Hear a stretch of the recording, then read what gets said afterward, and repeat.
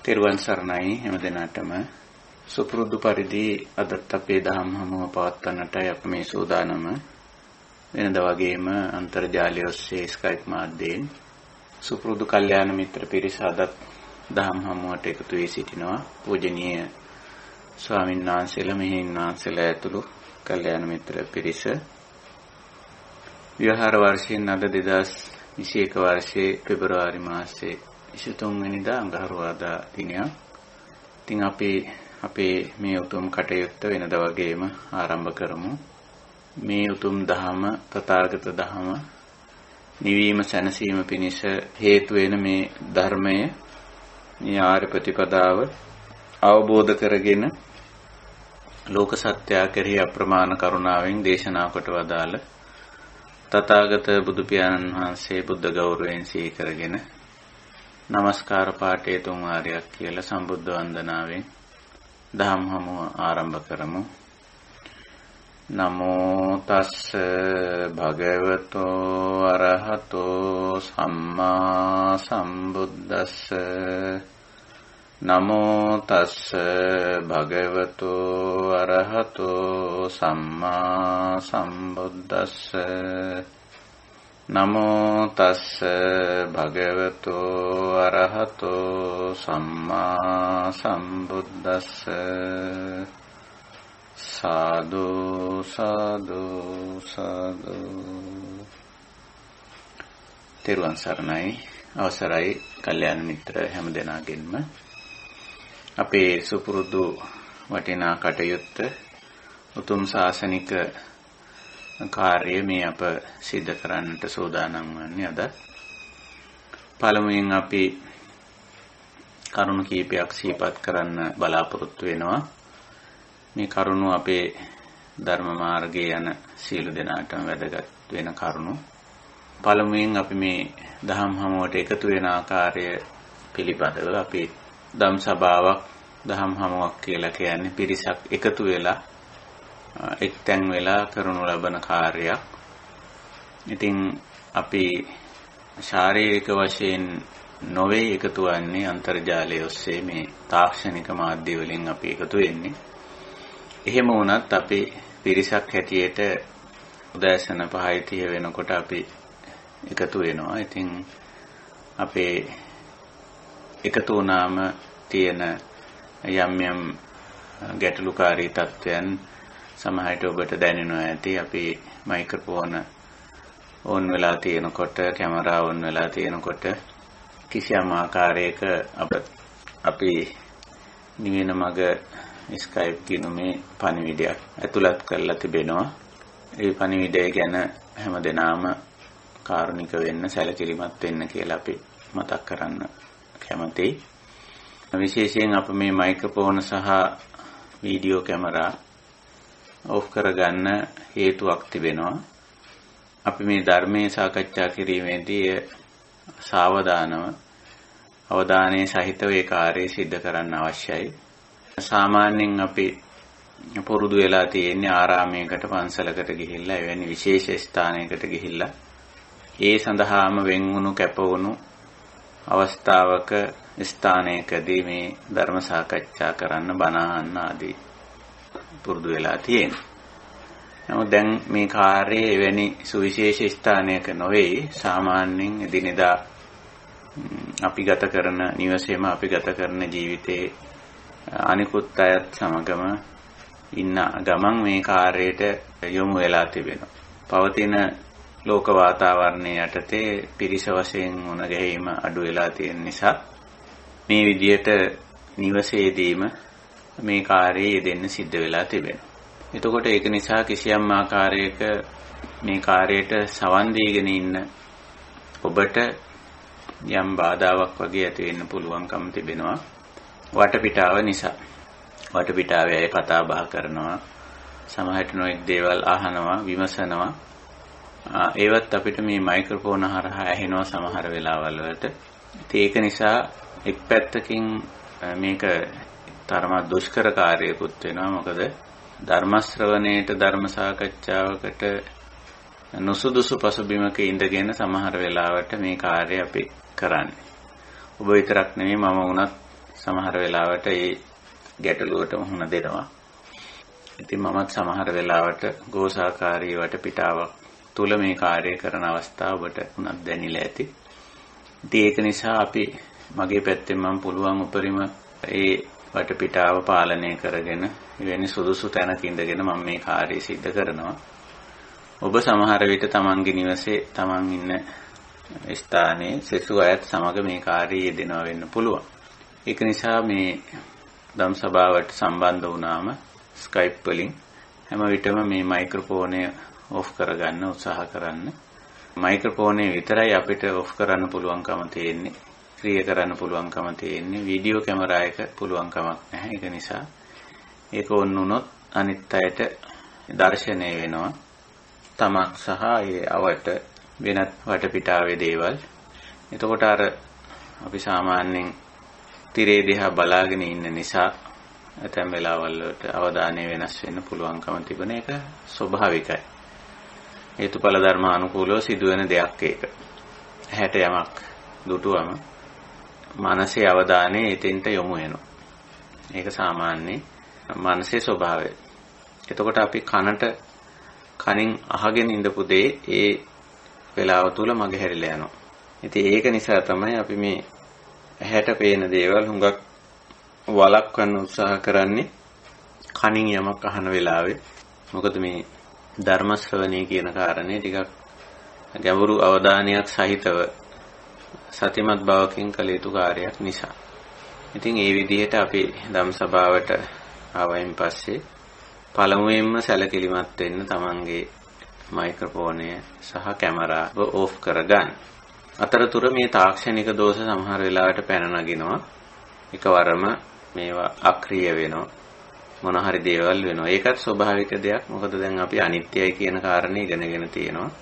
අනිත්‍ය කියලා කියන්නේ නැත්නම් අනිත්‍ය කියලා කියන්නේ වචන දෙකක් වුණාට එකම කාරණේ. එකම ධර්මතාව. මේ ධර්මතාව කියලා කියන්නේ මේ ඕනම දෙයක් ඕනම නාම ධර්මයක් රූප ධර්මයක් වේවා ඕනෑම මොහොතක ඕනෑම තත්වයකටපත් වෙන්න පුළුවන්. ඒක භව්‍යතාවයක්. විය හැකි බවක් එතන තියෙන්නේ. ඉතින් මේ තාක්ෂණික මාධ්‍ය මේවත් ඔක්කොම අනිත්‍යයි. ඒක නිසා තමහර වෙලාවට එකවර සියල්ල එන හිටලා නැත්තම් වෙනස් වෙලා කඩා වැටිලා යන්න ඉඩ තියෙනවා. ඉතින් ඒව ගැන උනත් සැලකිලිමත් වෙන්න. ඊළඟට ධම් සභාවට උදෑසන අපි යොදාගෙන තියෙන දැනට සාමාන්‍යයෙන් ශ්‍රී ලංකාවේ වෙලාවෙන් උදෑසන 5:30. ඉතින් අපිට පුළුවන්කම තියෙනවා නම් කල්තේ ඇවිල්ලා සම්බන්ධ වෙලා ඉන්න වඩාත් හොඳයි. එහෙම නැත්නම් මේ කටයුතු මෙහෙවන මහත්මියට නැවත නැවත සිහි කඳවන්න මතක් කරන්න සම්බන්ධ කරගන්න සිද්ධ වෙනවා. ඉතින් සමහර ඇත්තෝ තාක්ෂණික දැනුමේ අඩුකමක් තියෙනවා. අපි ඒ ගැන උපේක්ෂා වෙනවා. එහෙම ගැටලුත් තියෙනවා. අපි උනත් මේවා පසුකාලීනව තමයි මේවා හසුරවා ගන්න යම් ප්‍රමාණයකට ඉගෙන ගත්තේ. ඉතින් ඒ ගැටලුත් තියෙනවා. කොහොම නමුත් මේ තාක්ෂණික දැනුම මෙහි තියෙන්නේ. ඒ තාක්ෂණික දැනුම චුට්ටක් ඉගෙන ගත්තට වැරද්දක් නැහැ. මොකද අපි මේක හසුරවන්නේ යහපත් දෙයක් සඳහා. ඒ නිසා ඒක ඉගෙනගෙන තියෙන කෙනාට යහපත් දෙයට ඒක හසුරවා ගන්න පුළුවන්කම තිබෙනවා. ඉතින් ওই විදියට ධම් සභාවට එකතු වුණාම පසුබිමේ යම් දේවල් පේනවා නම්, ශබ්ද ඇහෙනවා නම් ඒවා අනිත් අයට බාධාවක් වෙනවා. අපේ ධර්ම මාර්ගය තුලත් අපි නිතරම කටයුතු කරන්නේ ආර්ය ප්‍රතිපදාව තුල න අත්ථව්‍යාබාධාය සංවත්තේය න පරව්‍යාබාධාය සංවත්තේය න උභයව්‍යාබාධාය සංවත්තේය. ඉදං කුසලං. කුසලයේ කියන එක අපි දන්නවා, හඳුනාගෙන තිබෙනවා. න්‍යායිකව දන්නවා කුසලයේ කියන්නේ කොමක්ද කියලා. ඒ තමයි Tamanට අනුන්ට බාධාවක්, කරදරයක්, අපහසුතාවයක් නොවන ආකාරයට කටයුතු කිරීමට හැම විටම වග බලා ගැනීම. ඒක තමයි කුසලයේ බුදු පියාණන් වහන්සේ උගන්වලා තියෙන එක. ඉතින් අපි ඒකට දක්ෂ වෙන්න ඕන. ඒකට අනලස් වෙන්න ඕන. දක්කෝ හෝති අනලසෝ සම්පජානෝ පතිස්සතෝ. ඒකට නිතරම විමසුම් නොනේ දීලා තියෙන්න ඕන. සිහිය භාවිතා වෙලා තියෙන්න ඕන. මේවා තමයි බුදු පියාණන් වහන්සේ අපිට මේ ධර්ම මාර්ගයේදී කියලා දීලා තියෙන්නේ. ඉතින් ඒ වගේ දෙයකින් අපිට පටන් ගත්තම ඊට වැඩිය බරපතල දෙයක් වුණත් වළක්වන්න පුළුවන්. අපි සරල දෙයක් ගැන නොසලකා හරිනවා නම් මම හිතන්නේ ඊට වැඩිය බරපතල දෙයකින් එවැනි බරපතල අවස්ථාවක් ආපුවාම ඒකින් වළකින්න පුළුවන් වෙයි කියලා. සරල දෙයින් අපි පුහුණු වෙනවා. සතිය පුහුණු වෙනවා කියලා කියන්නේ ඒකයි. ඉතින් ওই විදිහට අපි ධම්සභාවට එකතු වුණාම ඇති වෙන යම් යම් අපහසුතා ගැටලු පෙනිලා තියෙනවා. ඒවා වළක්වා ගන්න අපි නිතරම උත්සාහ කරමු. ඒක අත්‍යවශ්‍යයි. දෙවෙනි කාරණේ අපි මේ ධම්සභාව සෑහෙන කාලයක් තිස්සේ පවත්වාගෙන විදින් තිබෙනවා. ඉතින් අපි මුලින්ම පවත්වපු මාතෘකාවත් මේ විපස්සනා කියන මාතෘකාව. එතනින් පසුවත් විවිධාකාරයේ මාතෘකා යටතේ අපි මේ ධම්සභාව පවත්වාගෙන විදින් තිබෙනවා. දැනට මේ අනිශ්චිත විහරණය කියන මාතෘකාව තමයි අපි තියාගෙන සාකච්ඡා කරගෙන යන්නේ. ඉතින් කොහොම නමුත් අපි මේ ධම්සභාව තුල දිගු කාලයක් ආරම්භයේ සිට කටයුතු කරන ඇත්තොත් ඉන්නවා. අතරතුර සම්බන්ධ වෙලා මේට හුම්කම් දෙන ඇත්තොත් ඉන්නවා. ඒ සමහර ඇත්තන්ගේ ධර්ම අවබෝධයේ යම් යම් වෙනස්කම් තිබෙනවා. අපි ඒක පිළිගන්න ඕන. ඒ අනුව මුලින් අපි පිළිවෙලකට වගේ ධර්ම දේශනා ධර්ම සාකච්ඡා කරගෙන ඇවිදින් අගහරියට එනකොට අපි ටිකක් ගැඹුරු දේවල් සාකච්ඡා කරලා තිබෙනවා. සමහර විට මැදදී සම්බන්ධ වෙච්ච ආධුනික ඇත්තන්ට ඒක ටිකක් අපහසුතාවයක් වගේ දැනෙන්නත් ඉඩ තියෙනවා. ඒක නිසා සමහර විට ඒ අය අහන විමසන ප්‍රශ්න ගැටලු කෙරෙහි ධම්ම අවබෝධයේ වැඩි ඇත්තෝ නිතරම උපේක්ෂා වෙන්න ඕනේ. ඒකත් එක කාරණයක්. සමහර වෙලාවට මේ ධම්සභාවේදී නොයි ප්‍රශ්න ගැටලු විමසනවා. ආධුනිකත්වය නිසා මේ බුද්ධ ශාසනයේ සාමාන්‍යයෙන් මේ අපි එකතු වෙලා ඉන්න කවුරුවත් මේ අසුතවා පුදුජනල නෙවෙයි. ඔක්කොමලා මේ ධර්ම මාර්ගයට ආපු ඇත්තෝ නිසා සලකන්නේ සුතවාරිය ශාවක. හරිය ශාවකලගේ කොටස් තුනක් පෙන්නනවා. නවක මජ්ක්‍ධිම තේර කියලා. භික්ෂු භික්ෂුණී උපාසක උපාසිකා සිව් පිරිස ගැනමයි මේ කියන්නේ. ඔය සිව් පිරිසේ ඉන්නවා නවක කියලා කොටසක්. නවක කියන්නේ අදුනාගතෝ ඉමං සද්ධම්මං. මේ ධර්ම මාර්ගයට තවමත් ආධුනික ලක්ෂණ පෙන්නන ඇත්තෝ ඉන්නවා. කවුරුත් එහෙම තමයි. අපි ධර්ම මාර්ගයේ යම් ආධුනික කාලයක් ගත කෙරුවා. මේ කරුණු සංකල්ප හරියට වැටහිලා නැහැ, තේරෙන්නේ නැහැ. පුහුණුව අඩුයි. සමහර විට ඒක මන්දගාමීව යන්නේ. ඒ වගේ ලක්ෂණ තිබුණා. ඉතින් එහෙම ඉඳලා වීර්ය කරලා උත්සාහ කරලා කල්යාණ මිත්‍රයන් ආශ්‍රය කරලා මජ්ක්‍ධිම තත්වයටපත් වෙනවා. ඊට වඩා ටිකක් දැනුම් තේරුම් ඇති පුහුණුව හොඳ තත්වයටපත් වෙනවා. ඊළඟට තේර කියන්නේ ඊටත් වැඩිය වැඩිහිටි ජේෂ්ඨ තත්වයටපත් වෙනවා දහමෙන්. ඒ කියන්නේ අවබෝධය හොඳයි. පුහුණුව හොඳට තියෙනවා. සිහිනුවන හොඳින් පවත්වන්න පුළුවන්කම තිබෙනවා. විමසුම් නුවණ යොදන්න පුළුවන් ඕනෑම කාර්යයක් සම්බන්ධයෙන් මාර්ගයේ හරියටම දන්නවා. ඉතින් ඒ වගේ තේර කියන්නේ ඒ තුන්වෙනි මට්ටම. භික්ෂු භික්ෂුණී උපාසක උපාසිකා කියන සිව්වනක් පිරිසටම මේක අදාළව මේ වචන තුනේ යෙදිලා තියෙනවා. ඉතින් සමහර විට අපේ ධම්සභාවේ ඉන්න ඇත්තොත් නවක ඇත්තෝ ඉන්න පුළුවන්. මජ්ක්‍ධිම මට්ටමේ ඇත්තෝ ඉන්න පුළුවන්. තේර මට්ටමේ ඇත්තොත් ඉන්න පුළුවන්. ඉතින් එහෙම තමයි ශාසනයේ කවදත්. නමුත් අපි නිතරම උත්සාහ කරන්න ඕන නවක මට්ටමේ ඉන්න ඇත්තෝ තව ඉස්සරහට මජ්ක්‍ධිම ප්‍රමාණයට යන්න. මජ්ක්‍ධිම ප්‍රමාණයේ ඉන්න ඇත්තෝ තේර මට්ටමට යන්න උත්සාහ කරන්න ඕන. තමන්ගේ දැනුම නිවැරදි කරගන්න ඕන, පුහුණුව වැඩි කරගන්න ඕන. පුහුණුව හුඟක්ම වැදගත් වෙනවා. සමහර වෙලාවට අපි දැනුමෙන් සතුටු වෙලා ඉන්න මට ධර්ම අවබෝධය හොඳයි, මං හැම දෙයක්ම මට පැහැදිලි කියලා. එතන පැහැදිලි තමයි. ප්‍රශ්නයක් ගැටලුවක් ඇහුවත් ඉදිරිපත් කරත් අපිට හොඳට පේනවා ධර්ම අවබෝධය හරි කියලා, නිවැරදි කියලා. හරියට තියෙනවා කියලා. නමුත් අපි ප්‍රායෝගික වුණාම අපි අසාර්ථක වෙන්න පුළුවන්. පොඩි දෙයකටත් කලබල වෙන්න පුළුවන්, කේන්ති ගන්න පුළුවන්. ඒහ වෙන්න පුළුවන්. එතකොට එතන තියෙන පුහුණුව අඩුකම, සතිය අඩුකම, ඒ වගේම ඒ අවස්ථාවේ වීර්ය අඩුකම, ඒ වගේ දේවල් තියෙනවා. නැත්නම් අය ගොඩාක් ගැඹුරු දේවල් සාකච්ඡා කෙරුවත් සමහර වෙලාවට සක්කාය දිට්ඨිය මමත්වයේ කියන දේ අතහැර ගන්න හරිම අපහසුයි. ඊයේ මා සමග යෝගී කෙනෙක් කතා කරා. මම මේ සරල උදාහරණයක් කියන්නේ. පැවිදි කෙනෙක්. ඉතින් උන්වහන්සේ කිව්වේ මම සාමාන්‍යයෙන් ස්වාමීන් වහන්සේ කාටවත් කරදරයක් බාධාවක් නොවෙන්න ජීවිතේ හැමදාම මම කටයුතු කරලා තියෙනවා කියලා. ඉතින් ඒක හොඳයිනේ. වැරද්දක් නෑ. නමුත් අනිත් අය තමන් ගැන වද වෙන එක, අනිත් අය මොනවද තමන් ගැන හිතන්නේ, තමන් පිළිබඳව ආදී පැත්තට මේක මාරු වෙනවා. මේ බැලූ බැලමට හොඳ ගුණයක් තව කෙනෙකුට කරදරයක් බාධාවක් නැතුව ජීවත් වෙනවා කියන එක ඊටාම හොඳ ගුණයක්. නමුත් දන්නේම නැතුව ඒක සක්කාය දිට්ඨියට මාරු වෙනවා.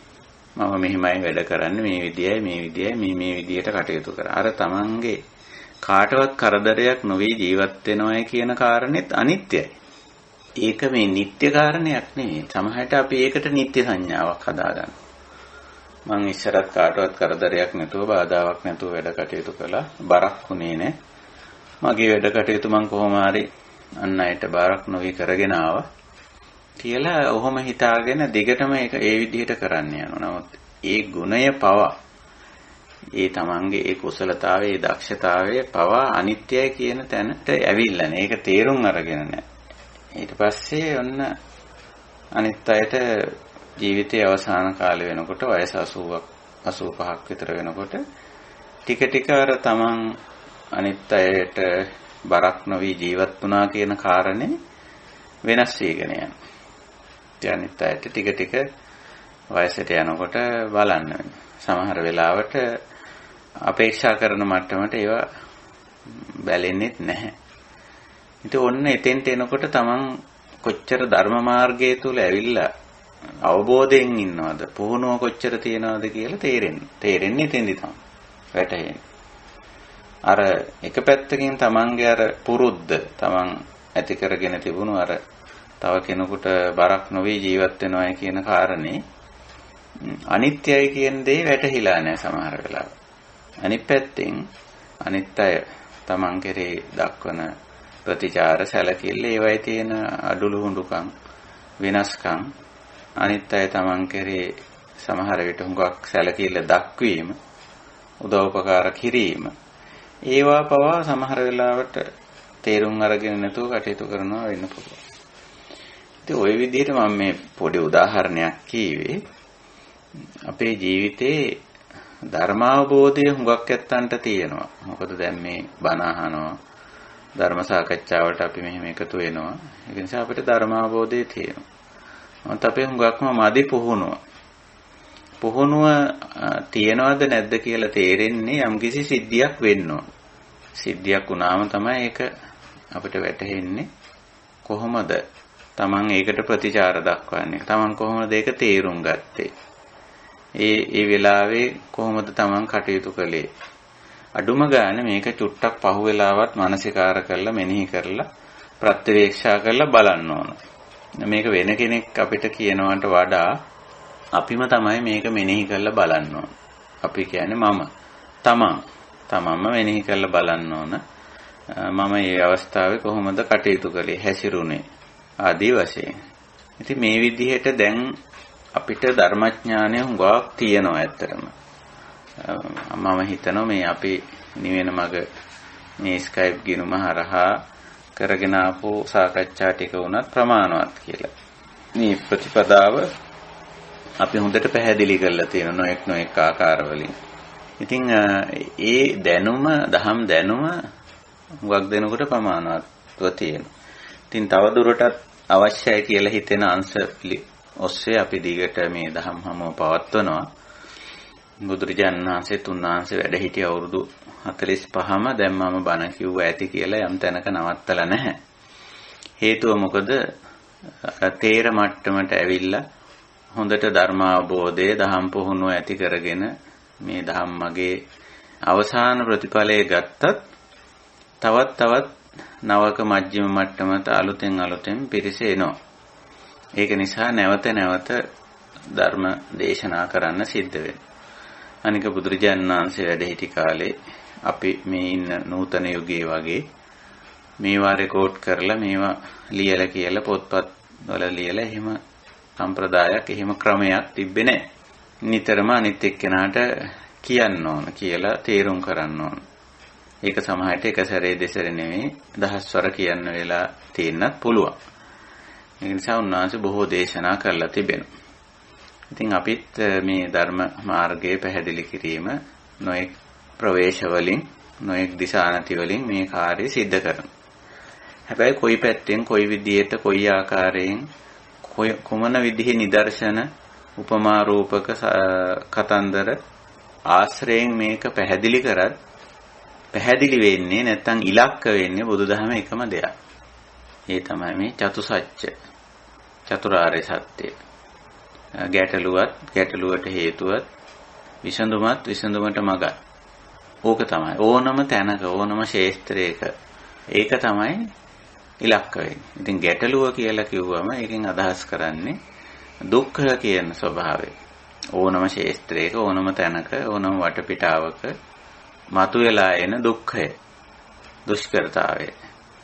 ඉතින් ඒක මූලික වශයෙන් මනස කෙලෙසිලා ඊට පස්සේ සමහර විට ඒක පාලනය කරගන්න බැරුව ගිහින් වචනේ කෙලෙසුණු වචන භාවිතා කිරීම සහ කෙලෙසුණු ක්‍රියාවන් කයින් සිද්ධ කිරීම හරහා මතුවෙන తත්වයේ දුක්ඛ කියලා බුදුදහම කියන්නේ. අන්න ඒක තමයි හැමතැනම ගැටලුව. ඒක නැති තැන දුක්ඛයක් නැහැ, ගැටලුවක් නැහැ. එතකොට අන්න ඒක යම් තැනක මතු වුණාද ඔන්න එතෙන්දි තමයි බුදුදහම ඒක සාකච්ඡා කරනවා. ඒක පිරිසිඳ දැනගන්නවා. දුක්ඛං පරිඤ්ඤය. ඒක පිරිසිඳ දැනගන්න ඕන. මොකද්ද මෙතන උනේ? මෙතන මොකද්ද උනේ? තේරුම් ගැනීම. වැරදි විදියට තේරුම් ගත්තද? වැරදි අදහසක් ඇති කරගත්තද? ඔවටනේ අපි කෙලෙස් කියන්නේ. අවිජ්ජා තණ්හා කියලා මූලික වශයෙන් පාලියෙන් ওই වචන දෙක භාවිතා වෙනවා. වැරදි විදියේ තේරුම් ගැනීමයි වැරදි විදියට සිටීමයි. රාගයෙන්, ද්වේෂයෙන්, මෝහයෙන් සිතන ගතිය තමයි ඔය තණ්හා කියලා කියන්නේ. වැරදි විදියට තේරුම් ගැනීම, නිත්‍ය සුඛ ආත්ම වශයෙන් තේරුම් ගැනීම තමයි අවිද්‍යාව කියලා කියන්නේ. වැරදියට තේරුම් ගත්තාම වැරදියට හිතන. ඕක තමයි දුකේ මුල් අවස්ථාව වෙන්නේ. ඒකයි මේ සමුදය සත්‍යයේදී ඕක යායන් තණ්හා කියලා පෙන්눔 කරලා තියෙන්නේ. ඉතින් අපි ඒක තමයි බලන්නේ. මොකද්ද මෙතන උනේ? මොකද්ද මෙතන ගැටලුව? මොකද්ද මෙතන දුක්ඛය? ඉතින් අපිට පුළුවන් වෙන්න ඕන ඕනම කවර නම අවස්ථාවක දුක්ඛය හඳුනා ගන්න. නැත්නම් ගැටලුව හඳුනා ගන්න පුළුවන් වෙනවා.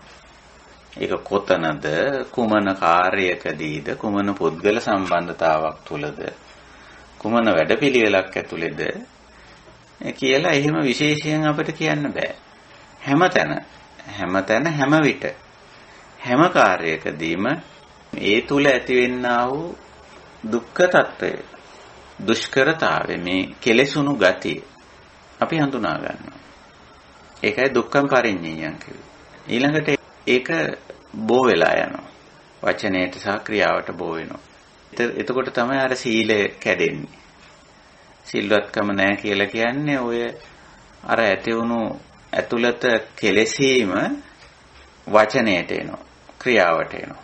එතකොට තමයි සීලය පිළිබඳ ප්‍රශ්නේ මතුවලා එන්නේ. එතකොට සමහර වෙලාවට අපේ අතින් වැරදි වචනේ කියවුණා, වැරදි කාර්යය කෙරුණා කියන්නේ එතන සීලය පිළිබඳ ගැටලුවක්. ඒක හොයන්න ඕන. ඇයි එහෙම වුනේ කියලා. ඒ විදිහට හෙව්වම අපිට මේ දුක්ඛය හොයා ගන්න පුළුවන්. ඒකයි ඔය ආර්ය ශ්‍රාංගික මාර්ගයේ බැලු බැලමට දුක්ඛය පෙන්වන්නේ. මිච්ඡා දිට්ඨි, මිච්ඡා සංකප්ප, මිච්ඡා වාචා, මිච්ඡා කම්මන්ත, මිච්ඡා ආජීව, මිච්ඡා වායා, මිච්ඡා සති, මිච්ඡා සමාධි වශයෙන් ගත්තොත් ඒ දුක්ඛය තමයි. වැරදි වැටහීම, වැරදි සංකල්පනා, වැරදි වචන, වැරදි ක්‍රියා, වැරදි ආකාරයේ ජීවනෝපාය කෙලෙසුණු ඒවා. ඉතින් ඒක අපිට හඳුනා ගන්න පුළුවන් වෙන්න ඕන. තමා තුළින් ඒක සිද්ධ වෙනකොට, සිද්ධ වෙන මොහොතේ. කලිනුත් නෙමෙයි, පසුවත් නෙමෙයි. සිද්ධ වෙන මොහොතේ අපිට ඒක අවබෝධ කරගන්න පුළුවන්කම තියෙනවා. ඉතින් ওই විදිහට අපි මේ පුහුණුව කියන දේ දහම් පුහුණුව කියන දේ වැඩි කරගන්න ඕනේ. ඉතින් ධර්මඥානය මම හිතනවා හුඟක් ඇත්තන්ට ප්‍රාමාණිකව ප්‍රමාණවත් තරමින් තියෙනවා කියලා.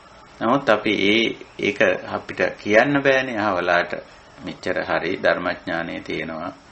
ආදි වශයෙන් ඒක නිසා අපි ඒ ගැන සොයා බැලීම පරීක්ෂණ කිරීම පැත්තක තියලා ධර්ම දේශනාව ධර්ම සාකච්ඡාව දිගටම කරගෙන යනවා. තවත් කාරණයක් මෙතෙන්දී මතු කරන්න අවශ්‍යයි. අපි මේ නොඑක් ධර්ම දේශනාවලට නොඑක් ස්වාමින් වහන්සේලා ගිහි ඇත්තන්ගේ උපාසක උපාසිකාවෝ බික්කු බික්කුණීලා කරන ධර්ම විවරණ වලට අපි අහුම්කම් දෙනවා. ඒක අද සංකීර්ණ. ඉස්සර නම් අපිට බණක් අහන්න තිබුණේ ගුවන් විදුලිය විතරයි. මාධ්‍යයක් තිබුණේ. පන්සලට ගියොත් තමයි බණක් අහන්න ලැබුණේ. නිවසක ගෙදරක පවා ඉස්සර ඉච්චර සුලභ නැහැ ධර්ම දේශනාවක් ශ්‍රවණය කිරීම. නමුත් අද ඊට වැඩිය බොහෝ අවස්ථා බොහෝ ඉඩකඩ ලැබිලා තියෙනවා මේ ධර්ම සාකච්ඡා ධර්ම දේශනාවලට කන්දේ. ඉතින් ඒවත් ඉවක් බවක් නැතුව ශ්‍රවණය කිරීම සමහර වෙලාවට Taman ගොඩනගාගෙන තියෙන ධර්මාභෝධයේ අවුල් වෙන්නත් හේතු වෙන අවස්ථා තිබෙනවා. මොකද මේ සමහර දේශනා අපිත් ශ්‍රවණය කරනවා. දැන් නම් අපිට කාගේ දේශනාව ඇහුවත් හරි දේ වැරදි දේ හරියටම වැටහෙනවා. ඒක එක්තරා මට්ටමකට ආපුවම ඒක තේරෙනවා. නමුත් ආධුනික මට්ටමේ ඉන්නේ නැත්තෝ මේ විදිහේ විවිධ අයගේ ධර්ම දේශනා ශ්‍රවණය කිරීම තුළ යම් ගැටලු මත වෙනස් වීම නැත්නම් තමන්ගේ අදහස් වෙනස් වීම සිද්ධ වෙන්න පුළුවන්. ඉතින් එතකොටත් සමහර ඇත්තෝ අවුල් වෙනවා. ඉතින් ඒක ආධුනික මට්ටමේදී නවක මට්ටමේදී මධ්‍යම මට්ටමේදී සිද්ධ වෙන්න පුළුවන් දෙයක් ඒක. ඒක නිසා නිතරම අපි මතක් කරනවා මේ තථාගත ධහම චතුරාර්ය සත්‍ය පදනම කරගෙනයි තියෙන්නේ. ඒක අපි හොඳට මතක තියාගන්න ඕන. එහෙම නැතුව මේ වෙනත් දේවල් කතා කරනවා නම් ධර්ම දේශනාවල ඒවයි මේවයි දිව්‍ය ලෝක බ්‍රහ්ම ලෝක ආරෝ මේවා ගැන ඒ කියන්නේ මේකෙන් පිට පැනලා ඒවා කතා කර නැත්තෝ. එහෙම දේවල් මේ ධහමේ කතා කරන්නේ නැහැ. තථාගත ධහම ඊටාම පැහැදිලිව චතුසත්‍ය ඉලක්ක වෙලා දේශනා වෙලා තියෙනවා. ඒ චතුසත්‍ය වලට පිටින් කෙරෙන කතා බහ සාකච්ඡා සම්මන්ත්‍රණ වලින් නිර්පරාදේ නිකරුණේ නිෂ්ප්‍රයෝජනවත් දේවල් අපේ මනසට ඇතුල් කරනවා. ඊට පස්සේ ඒව අල්ලගෙන සංවාද විවාද ආදී දේවල් කරන්න යොමු වෙනවා.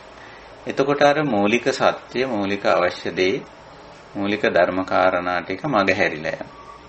එතකොටම අපි ධර්ම මාර්ගයෙන් පිටපයින්. එහෙම තියෙන්නේ. ඉතින් ඒක නිසා අපි බණහන ඇත්තොත් හුඟක් සෝදිසිමත් වෙන්නත් ඕනේ. සැලකිලිමත් වෙන්නත් ඕනේ. මේ මොනවද මේ කියන්නේ? මේ දේශකයා මොනවද මේ කියන්නේ? මොනවද මේ සාකච්ඡා කරන්නේ? මොනවද මේ පොතේ ලියලා තියෙන්නේ? මේක අපේ බුදු පියාණන් වහන්සේ දේශනා කළ ධම්මකට අදාළ දෙයක්ද මේ කතා කරන්නේ? ලියලා තියෙන්නේ සාකච්ඡා කරන්න කියලා ටිකක් විමසලා බලන්න. ඒ වගකීම තියෙන්නේ අපිටමයි. ශ්‍රාවකයාටමයි ඒ වගකීම තියෙන්නේ. ශ්‍රාවකයාටත් ලොකු වගකීමක් තියෙනවා. බුදුරජාණන් වහන්සේ ඒවා පෙන්නලා දීලා තියෙනවනේ. උන්වහන්සේ පිරිනවම් පාන්න ආසන්න සමයේ මේ ශ්‍රාවක වගකීම හුඟක් දක්වලා තියෙනවා. ඉතින් ඒක නිසා චතුසත්‍ය පිළිබඳව අවබෝධයේ ඥානය දුක්ඛේ ඥානං දුක්ඛ සමුදය ඥානං දුක්ඛ නිරෝධේ ඥානං දුක්ඛ නිරෝධගාමිනී පටිපදාය ඥානං කියලා ඔය මුලටම ආර්ය ප්‍රතිපදාවේ මුලටම අරගෙන තියෙන්නේ ඒකමයි සම්මා දිට්ඨිය කියන්නේ ඒකමයි. එතකොට ඒ අවබෝධයේ දැනුම තුල ඉන්න කෙනාට වැටහෙනවා යම් තැනක යම් කෙනෙක් යමක් කතා බහ කරනකොට ඒක දුක ඉලක්ක වෙලා නැත්තම් දුකට හේතුව කියන කාරණේ ඉලක්ක වෙලා නැත්තම් දුකින් මිදීම කියන කාරණේ ඉලක්ක වෙලා නැත්තම් මිදීමේ මාර්ගය පිළිබඳ ඉලක්ක වෙලා නැත්තම් ඒක මේ තථාගත ධහම සාකච්ඡා කිරීමක් බුදුදහම සාකච්ඡා කිරීමක් බවට පත් වෙන්නේ නැහැ. ඒක ඉතින් සමහරට වෙනත් දේවල් ලෞකික දේවල් වෙනත් දෘෂ්ටි පිළිබඳ සාකච්ඡා වෙන්න පුළුවන්. ඒක නිසා පරිස්සමෙන් ඒව තෝරා බේරා ගැනීමේ වගකීම අපි හැමෝටම තියෙනවා. ඒ කාරණේත් විශේෂයෙන් මෙතෙන්දි මතක් කරන්න ඕනේ. ඉතින් පුහුණුවට වැඩි බරක් තියාගන්න නිතරම අපි ඒක මේ ධම් සභාවේදී මතක් කරනවා. දහම් පුහුණුව කියන එක. දහම් පුහුණුව කිව්වම හුඟක් අය ඒකට සාමාන්‍යයෙන් සම්ප්‍රදායික වචනේ භාවනා කියන වචනේ. දහම් පුහුණුව වෙනවට ආසේවති භාවේති වඩ්ඩේති इति කුසල ධම්මේ භාවනා. එතකොට මේ සීල සමාධි ප්‍රඥා වැඩි වීම ඊටාම පැහැදිලි. භාවනා කරනවා කිව්වම. එහෙම නැතුව කොහේ හරි තැනක වාඩි වෙලා S2 පියාගෙන කරන මොකක් හරි මානසිකාර වැඩක් විතරක් නෙමෙයි භාවනා කියලා කියන්නේ. සමහරට එහෙම වැඩක් කරනවා නම් ඒක වැටෙන්නේ මේ සමාධි පැත්තට බොහෝ වෙලාවට. විදර්ශනා භාවනාව පවා මේ කොහේවත් මේ ඉඳගෙන එක තැනක ඉඳගෙන කරන දෙයක් හැටියට බුදුදහම ඉගැන්වෙන්නේ නැහැ. ඒක චක්කුණා රූපං දිස්වා සෝතේන සද්දං සොත්වා මේ ඇහින් රූප බලන ගමන් ඇහැට රූප පේන වෙලාවේ කරන වැඩක් විදර්ශනා භාවනාව කියලා කියනවා. ඇහැට රූප නොපෙනෙන වෙලාවේ කරන විදර්ශනාවක් නැහැ. කනට ශබ්ද නැහෙන වෙලාවේ කරන විදර්ශනාවක් නැහැ. ඒකේ යථා තත්ත්වයේ දකින්න ඕන ඒ ඉන්ද්‍රිය ආරම්මනේ ඉන්ද්‍රිය ගෝචර වෙලා තියෙන මොහොතේ. ඉන්ද්‍රිය ආරම්මනේ කිව්වේ ඇස කන නාසය දිවකය මන කියන මේ ඉන්ද්‍රියන්ට ගෝචර වන යමක් තියෙනවා. යමක් තියෙනවා. ඒවට අපි සාමාන්‍යයෙන් කියන්නේ රූප, ශබ්ද, ගන්ධ, රස, ස්පර්ශ සහ ධර්මතා කියලා. ඒවටයි ඉන්ද්‍රිය ආරම්මන කියලා. ඒතර ඉන්ද්‍රිය ආරම්මණයක් ඉන්ද්‍රිය ගෝචර වෙලා තියෙන මොහොත කිව්වේ සරල භාෂාවෙන් කිව්වම පේනෝ යමක්. නැත්තම් බලමින් ඉන්නවා. ඇහෙනෝ යමක්. ඇහිමින් තියෙනවා. ගන්ධ රස පහස වශයෙන් දැනෙනවා. දැනෙන මොහොතේ. මනසට යමක් වැටහෙන මොහොතේ. ඒ වෙලාවේ විදර්ශනාව කරන්නේ. ඔය මොකක්වත් නැතු අවස්ථාවක විදර්ශනා කිරීමක් අදාළ වෙන්නේ නැහැ. ඇයි අදාළ වෙන්නේ නැත්තේ? ඉතින් කෙලෙස් උපදින්නේ නැහැ නේ ඒ වෙලාව. කෙලෙස් උපදින්න ඉඩක් තියෙන්නේ ඇහැට රූපයක් පේන වෙලාවේ. කනට ශබ්දයක් ඇහෙන වෙලාවේ. නේ? ඒකයි තියෙන්නේ. ඉතින් ඒක නිසා භාවනා කුසල් වැඩිම කියන කාරණේ අපි හොඳට තේරුම් ගන්න ඕනේ. ඒක තමයි වැඩි කරන්න ඕනේ. පුහුණුව කරනවා කියන්නේ පුහුණුව වැඩි කරනවා කියන්නේ ඒක. මේ සාමාන්‍ය ජීවිතය තුළ යමක් කිව්වම කවුරු හරි යමක් කිව්වම ඒ ගැන කොහොමද අපි ප්‍රතිචාර දක්වන්නේ? කොහොමද අපි ඒකත් එක්ක වැඩ කරන්නේ කියලා අපි ටිකක් අපි ගැනම සෝදිසියෙන් ඉඳීමයි වැදගත් වෙන්නේ. සෝදිසියෙන් ඉඳලා ඒවයි තියෙන අඩුපාඩු සකස් කරගන්නේ. ඒකයි. ඉතින් එහෙම නැතුව මේ ජීවිතයට අදාළ නැති වෙනත් ලෝකවල වෙනත් දේවල් මේ කතා බහ කිරීම කිසි තේරුමක් නැති දෙයක්. අපේ සාකච්ඡාවල අපි දිව්‍ය ලෝක බ්‍රහ්ම ලෝකවල ගැන මොකොත් කතා කරන්නේ අදාළ නැහැ. බුදුරජාණන් වහන්සේගේ දේශනාවල ඒව නැහැ. උන්වහන්සේ කෙලින්ම මේ ගත කරන ජීවිතේ මේ අපි ලැබිලා තියෙනවා යම්කිසි ජීවිතයක්. ඉතින් ඒ ජීවිතය තුල තමයි අවිද්‍යාවෙන් පටන්ගෙන දුක්ඛ දෝමනස්ස උපායාස සම්භවන්ති කියන ටික මේ ජීවිතය ඇතුලේ කරගන්න දෙයක්. ඉතින් ඒ ජීවිතය තුලදී තමයි මේ අවිද්‍යාව දුරු කරගෙන අවිජ්ජායත් වේවාශේෂ විරාග නිරෝධෝ එහෙම ගිහිල්ලා දුක්ඛ දෝමනස්ස උපායාස අනිරුද්ධන්ති කියන ටික කරගන්නේ මේ ජීවිතේ. ඉතින් ඕක ඔහොම තේරුම් ගන්නේ නැතුව මේවා වෙනත් ජීවිතයකදී කරගත්ත දේවල්. ඔහොම කතා කරනවා. ඊළඟට ඉතිරි ටික අනාගතයට දාලා කතා කරනවා. එතකොට මේක සම්පූර්ණ අවුලක් කරගන්න. එහෙම නෙමෙයි. දුක්ඛ සත්‍ය මේ ජීවිතේ තියෙන දෙයක්. මේ ජීවිතය අපි දකින අහන විඳින දේ තුල මතුවලා එන්න පුළුවන් තත්වයක් ඒක. ඇයි ඒක එහෙම මතුවලා එන්නේ? සමුදය හේතුව මොකද්ද? ඉතින් අපි ඒක බලන්න පුළුවන්. මේ අවිද්‍යාව තණ්හා දෙක හේතු. එතකොට එතනම මිදීම තේරෙනවා. හේතුවයි ඵලයයි දැක්කම සාමාන්‍ය කෙනෙකුට පවා ඒක වැටහෙනවා, තේරෙනවා. මේ හේතුව නිසායි මේක. එහෙනම් මේ ඵලය අයින් කරන්න මේ හේතුව අයින් කරන්න ඕනේ කියලා. එතකොට එතනම අර හොඳට සිහිනුවණින් බැලුවොත් උත්තරේ Tamanට ලැබෙනවා. මේ Tamanගේ ජීවිතය තුළින් අපේ ජීවිතය තුළින් අපිට තේරෙනවා අපි යම්කිසි දුක්ඛයක් විඳින්මින් ඉන්නකොට ඒක ගැන අපි හොඳට සතිමත් වුණොත් සිහි නුවණ උපදවා ගත්තොත් අපිට වැටහෙනවා මේක තමයි හේතුව. එතකොට හේතුව දකිනකොටම ඵලය මේ හේතුව නිසා කියලා එහෙනම් ඒක අයින් කරන්න ඕන කියන එක සබා දහමෙන්ම අපිට මේ මඟ පෙන්නනවා. ඒක මහා වැහිලා තියෙන එකක් නෙමෙයි. වැහිලා තියෙන්නේ අවිද්‍යාව තණ්හාව තියෙනකන් ඵලය භුක්ති විඳින හේතුව වැහිලා තියෙනවා. නමුත් අවිද්‍යාව තණ්හා දුරු කරනකොට ඵලයට අදාළ හේතුව අපිට පේනවා. ඉතින් ඵලය දුක්ඛ නම් හේතුව දුක්ඛය ඇති කරන හේතුව අපි දකිනවා. ඉතින් එතන මේක නිමා කරන්න අපිට පුළුවන්, නිරෝධ කරන්න පුළුවන්. ඒකයි ඒ සත්‍යය නිරෝධ සත්‍යය කියලා හඳුන්වලා තියෙන බුදු පියාණන් වහන්සේ. නිරෝධ කියලා. ඒ වචනේ දුක්ඛ නිරෝධං අරිය සත්‍යං කියලානේ හඳුන්වලා තියෙන්නේ. පැහැදිලි කරලා තියෙන්නේ ඒකයි. එහෙම නම් කරලා තියෙන්නේ ඒක. ඉතින් ඒ නිමා වෙන විදිහ පේනවා වහාම. මේක නිසායි මේක වෙලා තියෙන්නේ. ඒක නිසා මේ දේ මෙහෙම කරොත් මේ ගැටලුව අයින් වෙනවා කියලා. අන්න නිරෝධය දකින්නවා කියන්නේ ඒක. එතකොට ওই නිරෝධය සාක්ෂාත් කරගන්නත් ඕනනේ. නිරෝධය දැක්කට නිරෝධය සාක්ෂාත් වෙලා නැහැනේ. සාක්ෂාත් වෙනවා කියන එක අපේ කල්යාණ මිත්‍රයෝ දන්නවනේ. ගැටලුව ඉවත් කර ගැනීම කියන එක. දැන් ගැටලුව තිබුණා, ගැටලුවට හේතුව දැක්කා. මේ ගැටලුව අයින් විය යුතු ආකාරය, අයින් වෙන්න ඕන විදිහ දැක්කා. මේ හේතුව නිසා මේ හේතුව අයින් කරොත් මේක අයින් වෙනවා කියලා. ඒ නිරෝධය දැක්ක කියන එක. නිරෝධය දැක්කා. නිරෝධය දැක්කට නිවන් දැක්ක වෙන්නේ නැහැ. නිරෝධය සාක්ෂාත් කරොත් තමයි නිවන් දැක්කා. ඒ කියන්නේ මේ ගැටලුව අයින් කරගත්තොත් තමයි. අයින් කරගන්න ඒකට වැඩපිළිවෙලක්, ක්‍රමවේදයක් තියෙනවා. නිරෝධගාමිනී පටිපදාව. ඒකයි ඔය විදිහට ඔය චතුසත්‍යය බුදු පියාණන් වහන්සේ පැහැදිලි කරලා තියෙන්නේ. ඒක නිසා අපි මේ ධර්ම සාකච්ඡා, ධර්ම දේශනාවලදී අපිට මූලික දැනුමක්, මූලික අවබෝධයක්, අපි ශ්‍රාවකයෝ හැටියට අපේ පැත්තෙනොත් අපි මේ මොනවද කරන්නේ කියන එක පිළිබඳව දැනගෙන යන ගමනක් වෙන්න ඕන මේ ගමන. එහෙන් මෙහෙන් අතපත ගාගෙන ගියොත් එහෙම මේක මහන්සියක් විතරයි, ප්‍රතිඵල සමහර වෙලාවට බොහොම ප්‍රමාද වෙන්න පුළුවන්. ඉතින් මම ওই කාරණා ටික මතක් කළේ ධම් සභාවකට, ධර්ම සාකච්ඡාවකට එකතු නැත්තෝ එකතු වුණාම කොයි විදියට කටයුතු කරන්න ඕනද කියලා නැවත කරුණාවෙන් සිහිපත් කිරීම. අපි එකතු වුණාම ශබ්දഘോഷා නොඑක් දේවල් ප්‍රදර්ශනය වෙන ආකාරයට කටයුතු කරන්නේ නැහැ අපි. ඉතින් ඒ තාක්ෂණික මාධ්‍ය හසුරුවාගෙන කටයුතු කිරීම අනිත් අයට කරදරයක්, බාධාවක් නොවෙන්න.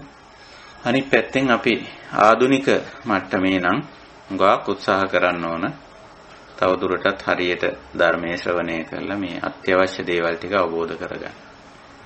ධම් සභාවේදී මේ සාකච්ඡාවේදී කතා බහ කරන්න බැරි දේවල් දැන් අපි පෞද්ගලික සාකච්ඡා මට්ටමට ගෙනල්ලා තියෙනවා.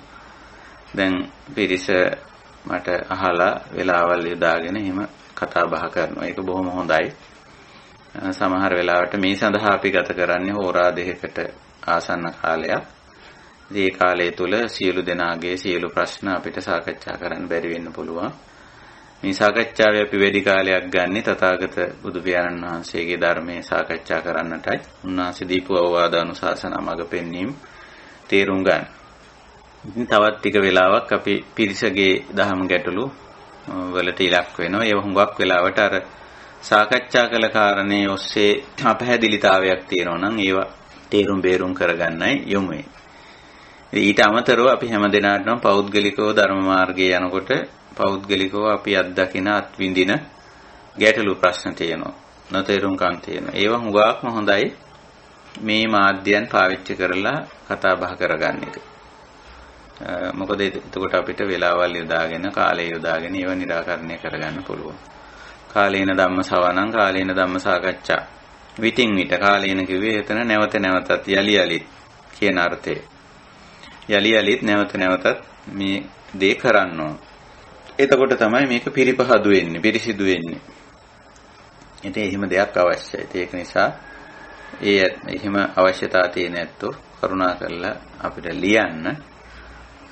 මෙන්න මේ දේවල් මේ අපිට සාකච්ඡා කරගන්න අවශ්‍යතාවය තියෙනවා.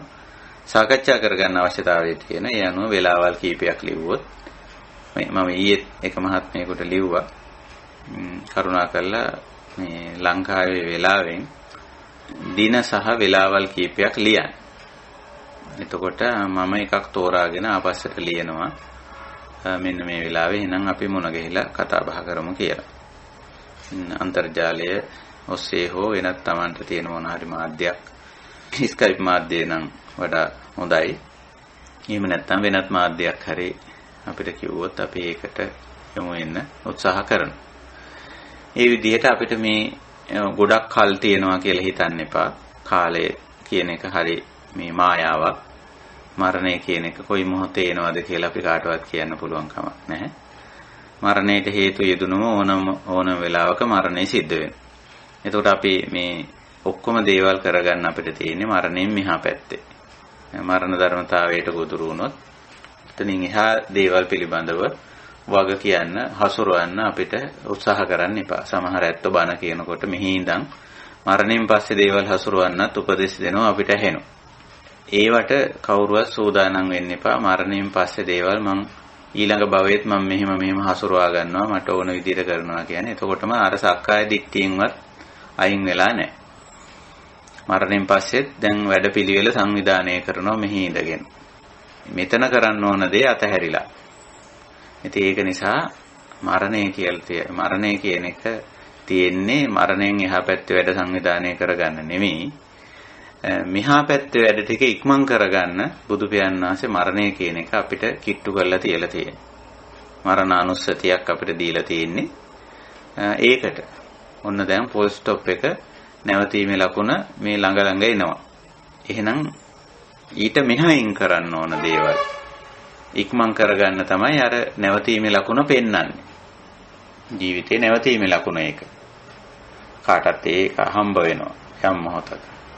ඉතින් ඒක නිසා අපිට අර වැඩ තියෙනවා මේ වැඩ තියෙනවා අපිට ප්‍රශ්න තියෙනවා කරන්න වැඩ බාරගත් ඒවා තියෙනවා ආදී වශයෙන් හිතන්න ඕනේ නැහැ. එහෙම දේවල් ලෝකේ තියෙනවා වෙන්න පුළුවන්. නමුත් ඒ හැම දෙයක්ම මේ දහම් මගට ඇතුල් කරගන්න පුළුවන්. ඒකයි. ඒ කරන වැඩ සිහිනුවණින් කල්පනාවෙන් කරන්න ඕන. ඒකයි ස්වභාවය.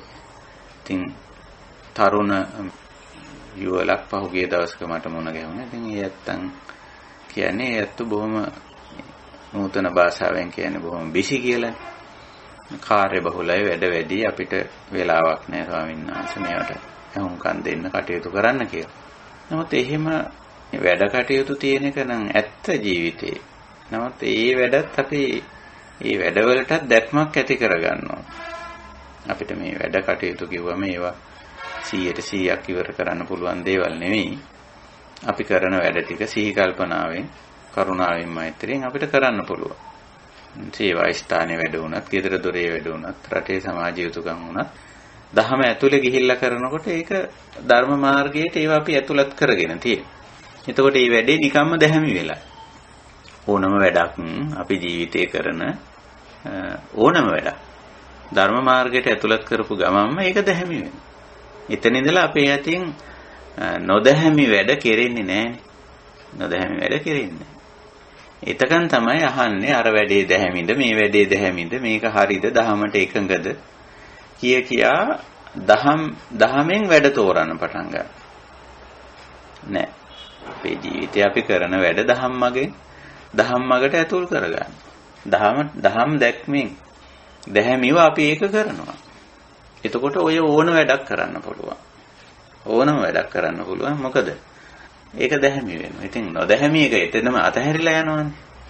මේක ධාර්මික නෑ. මේක දහමට එකඟ නෑ. තථාගත දහමට නිවන් මගට අදාළ නෑ. එකඟ නෑ කියලා ඒක අතහැරිලා.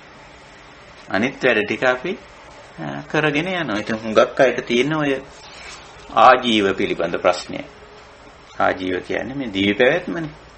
ජීවිතේ පවත්වාගෙන යනවා කියන කාරණේ කවුරුත් ඕක කරන්න ඕනනේ. ඒක නිසානේ ආර්ය අෂ්ටාංගික මාර්ගයේට ආජීව කියලා මාර්ගාංගයක් ඇතුළත් කරලා තියෙන්නේ. සම්මා ආජීවෝ.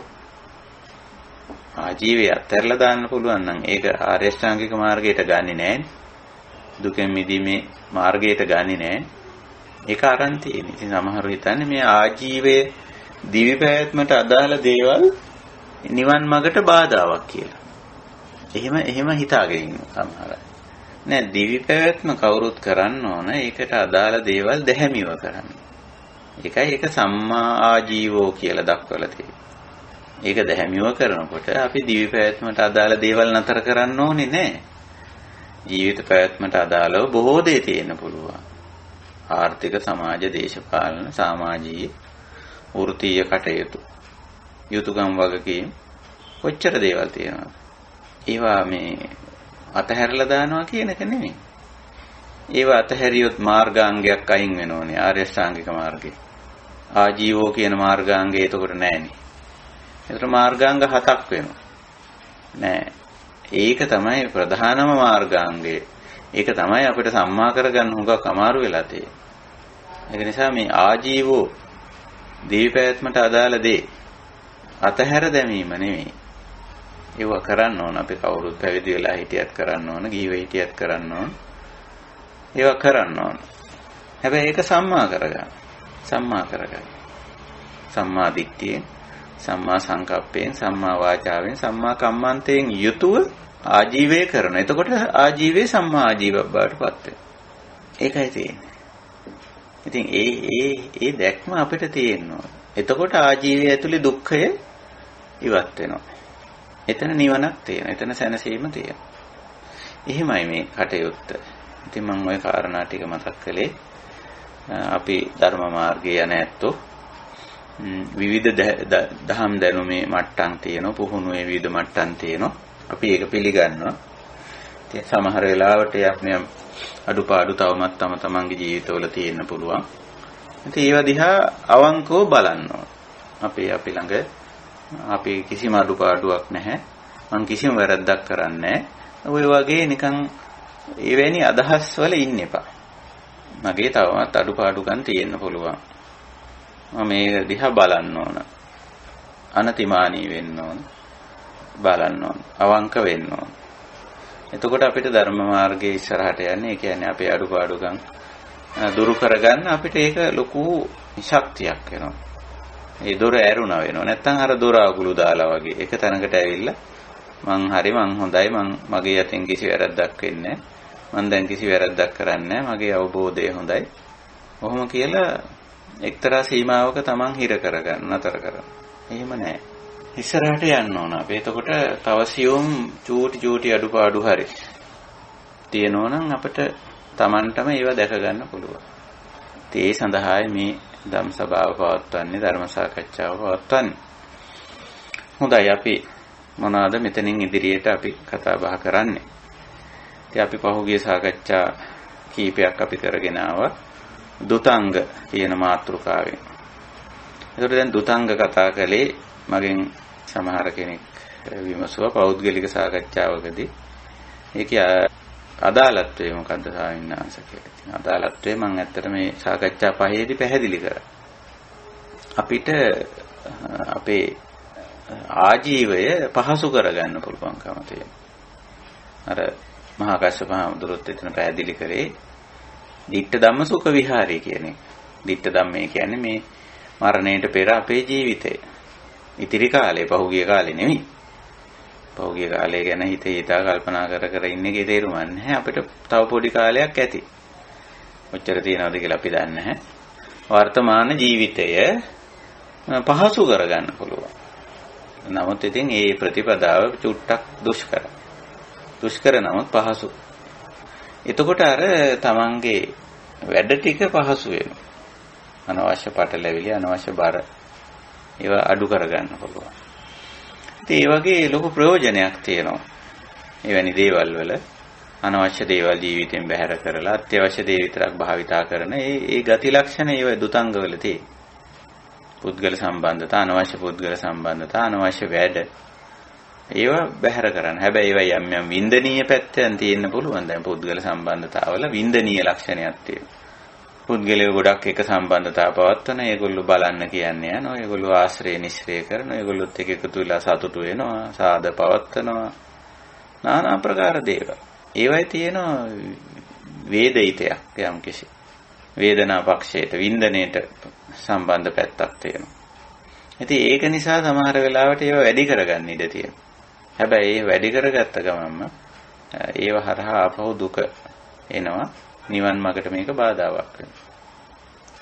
ඒකයි අමාරුවෙන් නමුත් දුත අංගයක් ප්‍රතිපදාවක් හැටියට අපි එවැනි දේවල් කරන්න පුළුවන් තරම් ඒවා අඩු කරගන්න අවම කරගන්න. ඉතින් අනිත් ඒවා අපි කතා කරා නිකුත් දේවල් සිව්පසයට සම්බන්ධ සියලුම දේවල් සම්බන්ධයෙන් දුත අංගවලට ගියාම අපිට පහසුවක්. හැබැයි අපි දුත අංග කිව්වම එකෙන් අදහස් කරන්නේ සීලබ්බත පරාමාස අර වෘත නෙමෙයි. වෘත නෙමෙයි. ඒවා බුදුදහමෙන් අයින් කරලා තියෙනවා.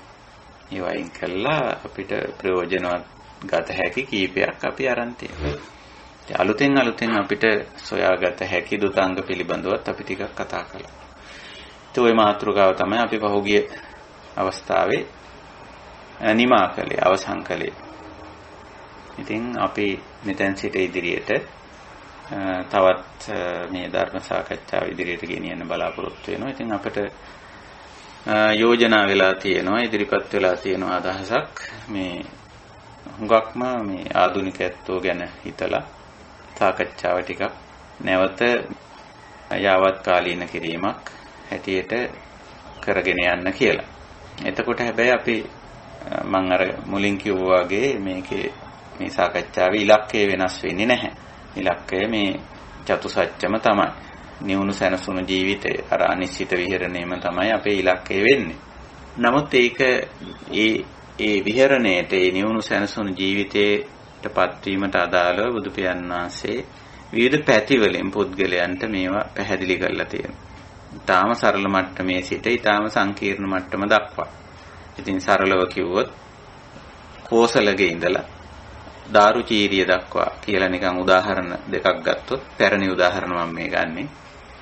පසේ නදී කෝසල බුදුරජාණන් වහන්සේ වැඩ සිටි දේශීය පාලකයා. විශාල බලයක් තියෙන විශාල සේනාවක් සහිත සැප සම්පත් දුක් විඳ රජානේ ඒ කෙනෙක්. දාරුචීරිය බාහිය කිසිම ධනයක් වස්තුවක් මොකක්වත් නැති ඇඳගෙන හිටියේ දර පතුරු වලින් හදාගත්ත ඇඳුමක් ඇඳගෙන හිටියේ යම් කිසි තැනැත්තෙක්. මේ දෙන්න මම මේ උදාහරණයට ගත්තේ මේ දෙන්න අතර පරාසය කොහොමද? ඔය වගේ දෙන්නෙක් අතර පරාසයේ විහිදිච්ච පුද්ගලයෝ ඉන්න පුළුවන්. එතකොට දහම තේරුම් ගැනීම අතින් ගත්තොත් එහෙම පසේ නදී කෝසල විශාල බලයක් සහිත විශාල ධනයක් සහිත විශාල සෙනගක් ඉන්න මහා රටක පාලකයෙක් ප්‍රධානියෙක් ලොක්කෙක්. ධර්මයේ තේරුම් ගැනීම අතින් ඊටාම පහළ මට්ටමේ. දාරුචීරිය එහෙම කිසිම බලයක් වස්තුවක් ධනයක් නැති පිරිසක් නැති සූසට ආභරණ තියා මේ ඇඳ ගන්න ලොකු වස්ත්‍රයක්වත් නැතුව හිටි පුද්ගලයා. දහම තේරුම් ගැනීම අතින් ඊටාම ඉහළ මට්ටමේ ඉන්න. ඒතර ඔන්න ඔය වගේ පරාසයක විහිදෙනවා අපේ ධර්මයේ මේ අපේ ධර්ම මාර්ගයේ දහම තේරුම් ගැනීමේ ඉන්නේ ඇත්තෝ. ඒක අපි කවුරුත් තේරුම් ගන්න ඕන. සමහර අය පසේ නදී කෝසලලගේ මට්ටමේ ඉන්නේ. මොකද කාමයට බර වෙලා කාමයෙන් අන්ධ වෙලා ඒවා ලොකු කරගෙන ඒවා වටිනායි කියලා හිතාගෙන කටයුතු කරන අය. කොච්චර කිව්වත් ඒගොල්ලන්ගේ මනස යොමු වෙලා තියෙන්නේ ඒ කාමයේ පැත්තට. බලකාමයේ, වස්තුකාමයේ නොඑක් විදිහට. ඕවා උච්චර ලොකුවට නොතිබුණත් පුංචි පුංචියට හරි ඒව පැත්තටම හිත යොමු වෙලා, ගත යොමු වෙලා, වැඩ යොමු වෙලා ක්‍රියාත්මක වෙන්න ඉඩ තියෙනවා. එහෙම තියෙනවා. නමුත් සමහර ඇත්තෝ අනිත් පැත්තෙන් ඉන්නෝ ඒවට යොමු වෙලා නැහැ. නයිස්කම්මයට ගිහිල්ලා ඒ වයින් මිදුණු ජීවිත ගත කරනවා. ඉතින් අවබෝධය බොහොම වේගවත්. අවබෝධයේ ඉක්මන. ඉතින් ඔය පරාසය ඔය අතරතුර නොඑක් මට්ටම් වල ඒ ඉන්න පුළුවන්. කාමයට බර වුණු ස්වභාවය අඩුවෙන් ඒ කාම විතර්ක අකුසල විතර්ක හුඟක් සංසිඳිලා ගිය මනස් වලට ධර්මයේ තේරුම් ගන්න ධම්මකට එන්න ලේසි. ඉතින් ඒක නිසා අපි අපේ ජීවිත දිහත් අපි බලන්න ඕන කොච්චර දුරට මේ කාමයට අකුසලයට බරව යනවද? කාම විතර්ක අකුසල විතර්ක වලට නැඹුරුතාවයේ තියෙනවා කියලා. එහෙම බලලා ඒ වයින් පුළුවන් තරම් උපරිම උත්සාහ කරලා දුරස් වෙලා කටයුතු කිරීමයි වැදගත්. එතකොට අපිට මේ ධර්ම මාර්ගයේ ඉදිරියට යන එක අපහසු නෑ. ඉතින් කාමයේ අකුසලයේ ගැන කිව්වම ඉතින් හුඟ දෙනෙක් අපි තේරුම් අරන් ඉන්නවද කියලා අපි දන්නේ නැහැ. ඉතින් මම කල්පනා කරා මෙතෙන් සිට ඉදිරියට කරන මේ සාකච්ඡා මාලාව විදර්ශනාව පැත්තෙන්ම කරගෙන යන්න. අපි ඒක යථාභූත ඥාන දර්ශන ඇතිතතු දැකීම කියලා අපි නිකන් එහෙම මාතෘකාවක් හැටියට තියාගමු. පාලි භාෂාවේ තියෙනෝනේ යථාභූතං ඥාන දර්ශනං සුවිසුද්ධං අහෝසි කියලා බුදු පියාණන් වහන්සේ තමන් තුළ ඇති වුණු తত্ত্বය පැහැදිලි කරේ. මේක අවබෝධ වුණයින් පස්සේ අවබෝධ වෙන්න කලින් නේවතාවා හම්බික්කවේ සදේවකේ ලෝකේ සමාරකේ සබ්‍රහ්මකේ සස්සමන බ්‍රාහ්මනියා පජාය සදේව මනුස්සාය අනුත්තරං සම්මා සම්බෝධින් න අභිසම්බුද්ධෝ. එතරම් මේක මම අවබෝධයක් ලැබුවේ නැහැ.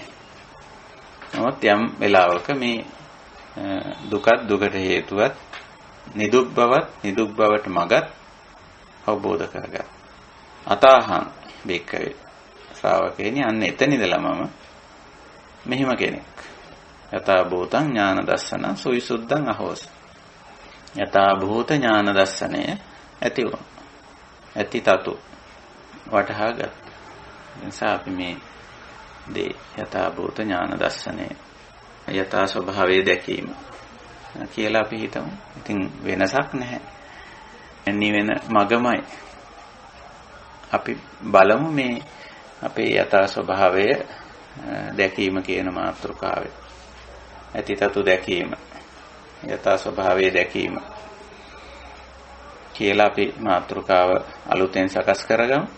අලුතෙන් අපි පොඩ්ඩක් වෙනස් වුණාට ඉලක්කය වෙනස් වෙන්නේ නැහැ හැබැයි. ඇතිතතු දැකීම.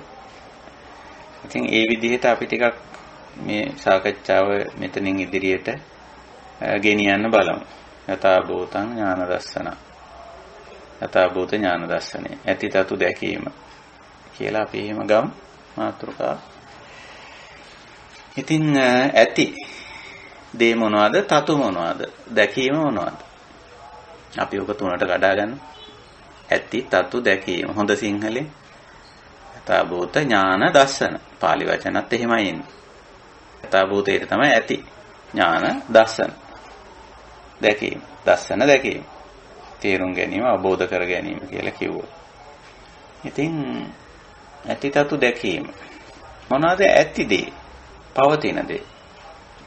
සමහර අය මොනවද ඇති දේ මොනවද පවතින දේ කිව්වම නෑ මොකුත් නෑනේ. එහෙම මොකුත් නෑ. සත්‍ය පුද්ගලයෙක් නෑ. එහෙම මොකක්වත් නෑ කියලාම පටන් ගන්න. එහෙම එක බුදුදහමේ කතා කරන්නේ නෑ. මොකුත් නැත්තම් අපිට මෙහෙම ධර්ම මාර්ගයක් කතා කරන්න දෙයක්වත් නෑ. මොකුත්ම නැත්තම් සත්‍ය පුද්ගලයෙක් නැත්තම් ද්‍රව්‍ය භාණ්ඩයක් වස්තුවක් නැත්තම් එහෙනම් ඉතින් මෙහෙම කතා කරන්න ඕනේ නෑ.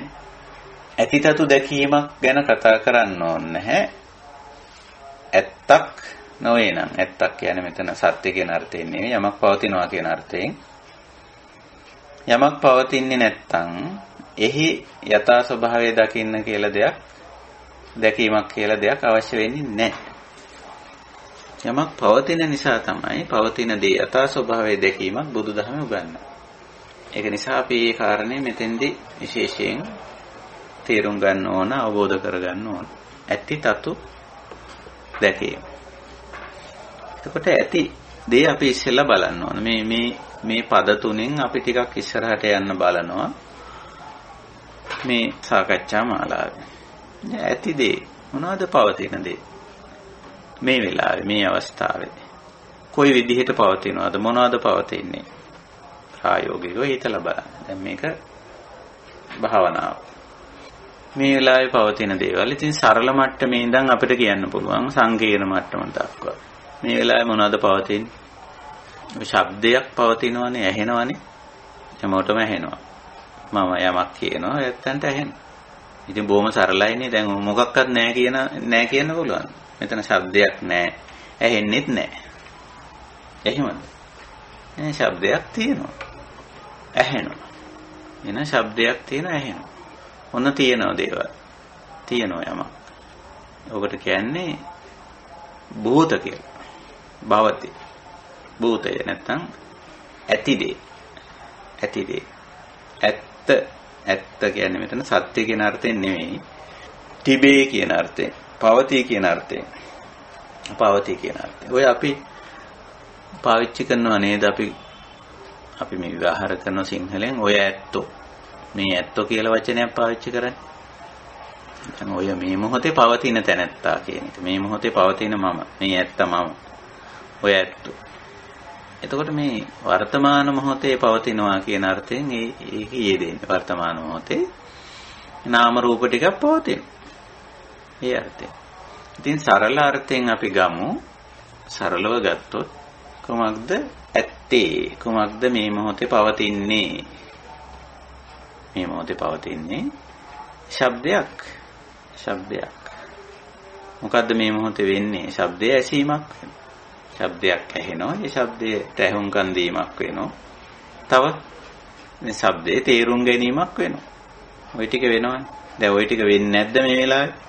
වෙනවනේ. ශබ්දයක් නිකුත් වෙනවා. ශබ්දය ඇහෙනවා. ශබ්දේ තේරුම් ගන්න. ඔච්චරද? නෑ, සමහර විට රූපයක් පේනවා. රූපයට ඇහි අවධානය යොමු වෙලා තියෙනවා. රූපය තේරුම් ගන්න වෙන්න පුළුවන්.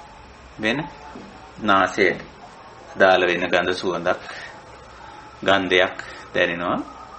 ඒකට නාසය යොමු වෙලා තියෙනවා. ඉතින් ඒක තේරෙනවා. මේ හවල් ගන්ධය කියලා. සමහර රසයක් තියෙනවා. ඒ රසයට යොමු වෙලා තියෙනවා. මේ හවල් රසය කියලා තේරුම් ගනිමින් ඉන්නවා වෙන්න පුළුවන්.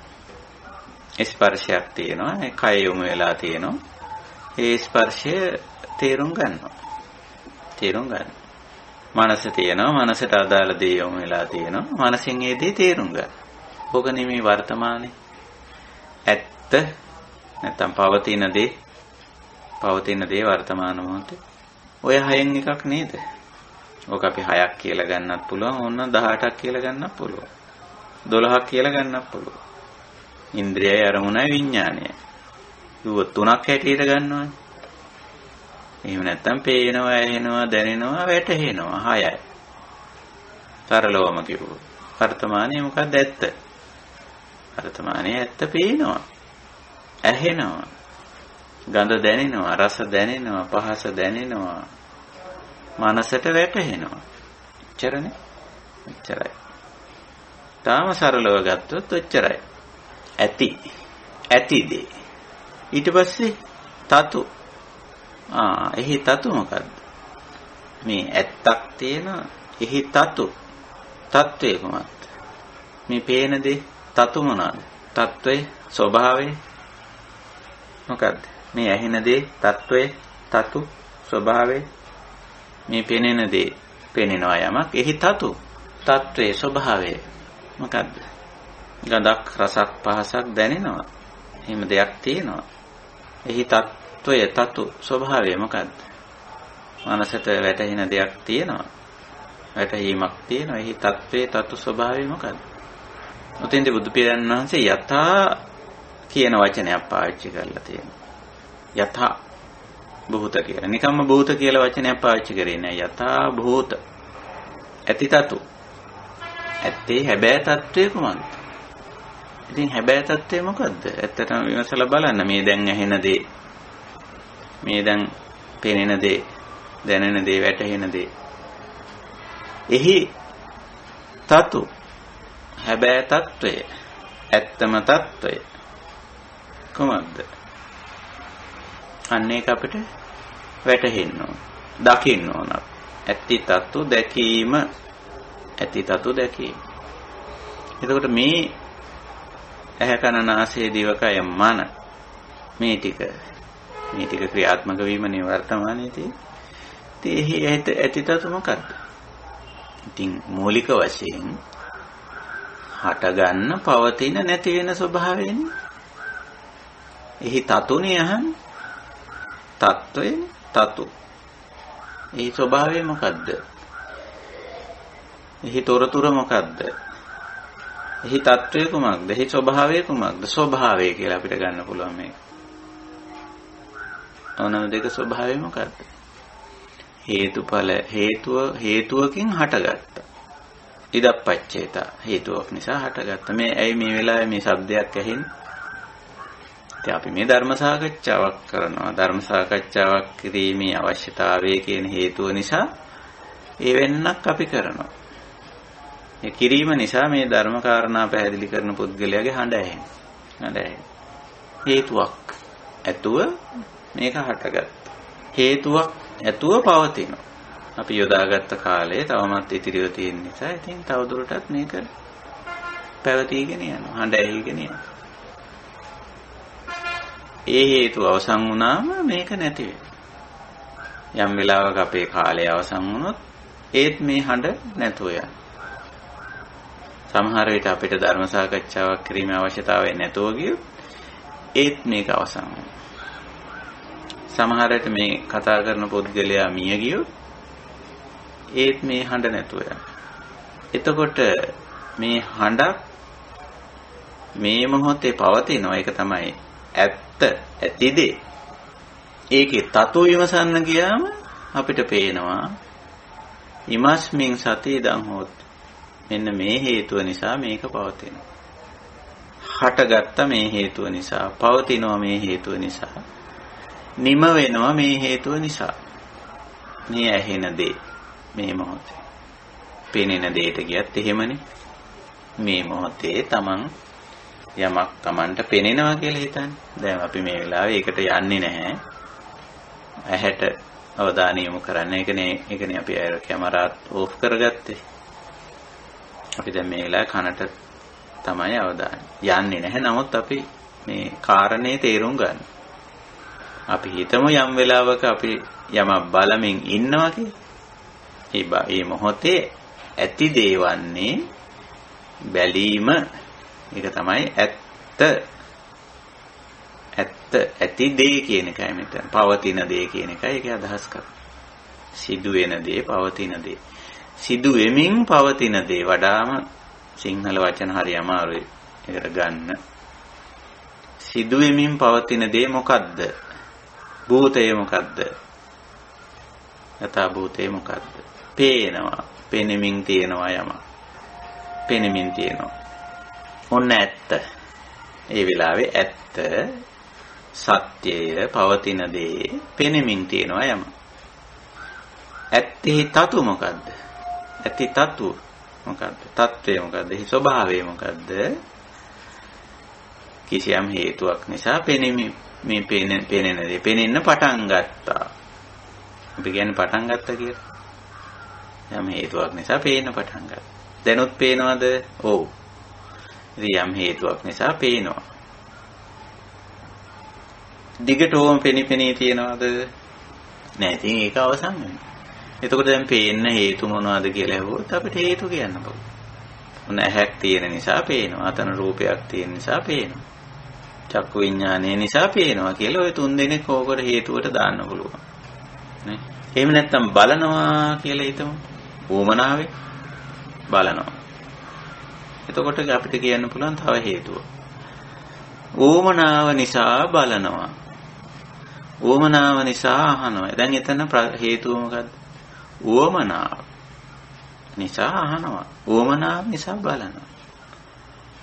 දැනුත් බලනවාද? ඔව්. එතකොට මේක අවසන් වෙන්නේ ඌමනාව නැති වුණා. අවශ්‍යතාව නැති වුණාම ඉතින් බලන්නේ. අවශ්‍යතාවය නැත්නම් අහන්නේ. අන්න හේතුවක් නිසා පවතිනවා. ඔන්න ඇතිතත් මේක පවතින්නේ මේ හේතුව නිසා. නිමා වුණාද? අවසන් වුණාද? කෙලවර වුණාද? ඔව්. බලලා ඉවරුණාද? අහලා ඉවරුණාද? ඔව්. ඇයි ඉවරුනේ? මේ හේතුව නිසා කාලය ඉවර වුණා. එහෙම නැත්නම් හඬ නැතුව ගියා. අවශ්‍යතාවය නැතුව ගියා. අවශ්‍යතාවය ඉෂ්ට වුණා. දැන් ඉවරයි. එතන හේතුඵල ධර්මතාවයනේ. දකින්න. ඉතින් දැන් බලන්න මේ අපේ මම මේ සාමාන්‍ය සරල දෙයක් පටන් ගත්තේ මේ විදර්ශනාවමයි මේ යථා භූතං ඥාන දර්ශන. ඇති තතු දැකීම. ඒතකොට දැකීම දකින්නවා කියන්නේ මොකක්ද? තේරුම් ගන්නවා, වටහා ගන්නවා, අවබෝධ කර ගන්නවා. ඇත්ත මේක, එහි తত্ত্বය මේකයි කියා තේරුම් ගැනීම. ඇත්ත නම් මේ ඇසෙන එක, ඇසෙන දේ తত্ত্বය නම් මේ හේතුඵල වශයෙන් හටගෙන හේතුඵල වශයෙන් පැවතිලා හේතුඵල වශයෙන් නැති වෙලා යනවා. පවතින්නේත් අනිත්‍ය වශයෙන් වෙනස් වෙමින් පවතින. සමහර විට ඒ අපිට හසුරවන්න බැරි විදිහට හට ගන්නවා, පවතිනවා, නැති වෙනවා. අනත්ත වශයෙන්නේ. දැන් සමහර දේවල් ඇහෙන එක දැන් ඔයත්තන්ට ඇහෙනවා ඇති මේ සාකච්ඡාවේ මගේ මයික්‍රොෆෝනේ උනොත් විවිධ ශබ්ද, ෆෝන් ශබ්ද ඇහෙනවා ඇති, කුරුල්ලන්ගේ ශබ්ද ඇහෙනවා ඇති, මොනාරි ඇහෙනවා ඇති. මං ඉන්න පසුබිමේ ඇහෙන දේවල් මගේ මයික්‍රොෆෝනේ ඔන් වෙලා තියෙන නිසා ශබ්ද ඇහෙන. මගේ හඬ විතරන්නේ. ඉතින් අනත්තානේ මේ ස්වාමීන් වහන්සේගේ හඬ විතරයි අපිට ඕන. ඔය පසුබිමින් ඇහෙන හඬ නවත්තන්න ඕනේ. ඒව ඇහෙන්න බෑ කියලා එහෙම බෑනේ. මයික්‍රොෆෝනේ ඕන් වුණාද පසුබිමේ හඬත් ඇහෙන. අනත්ත ලක්ෂණය. ඔන්න ඇත්තෙහි තතු. ඇත්තෙහි තතු. තත්වේ නම් පටිච්ච සමුප්පන්නං. හේතු නිසා හටගෙන හේතු නිසා පවතින හේතු නිසා නැති වෙන ලක්ෂණ. ඕක කියන්නේ පටිච්ච සමුප්පන්න ලක්ෂණය කියලා. ඔන්න ඒක තතුවක්. අනිච්ච ලක්ෂණය. ඕනෑම මොහොතක ඕනෑම තත්වයකට වෙනස් වෙන්න පුළුවන්. ඇති දේ. ඒක එක තතුවක්. ඒක එක තත්වයක්. ඒක එක ස්වභාවයක්. අනත්තේ තවත් තතුවක්. අපි කැමති විදිහට අපිට ඕන විදිහට කැමති තාක් කැමති ආකාරයට හසුරවා ගන්න, පවත්වා ගන්න, මෙහෙවා ගන්න, අඩු කරන්න, වැඩි කරන්න නොහැකි වෙනවා සමහර විට. අනත්ත් ස්වභාවය. ඊළඟට සමහර දේවල් ආරම්භයේ සිට නිමාව අතර ක්‍රමානුකූල විපරිණාම ලක්ෂණයක් පෙන්වන්න තියෙනවා. ඔය වගේ දේවල්. දුෂ්කරතා මතු කරන සමහර දේවල් ඇති වුණාම දැන් මේ වෙලාවේ රෝගයකින් පෙළෙනවා කියලා හිතන්නොත් මෙයා මේ ධම් සභාවේ ඉන්න වෙලාවෙත් කායික රෝගයක් මොකක් හරි තියෙන්න පුළුවන්. අදුම ගානේ jigaccha පරමා රෝගා කියන රෝගේවත් තියෙනවද දන්නේ නැහැ මේ වෙලාවේ. jigaccha කියන්නේ බඩගින්න. ඒකෙන් පෙළෙනවා වෙන්න උනත් පුළුවන්. ඉතින් ඒක දැන් තියෙනවා කියලා හිතන්නොත් වෙනත් බඩ එකක් කොහොමද කිසි එකක් කොහොමද දත එකක් මොන හරි දෙයක් තියෙන්නත් පුළුවන්.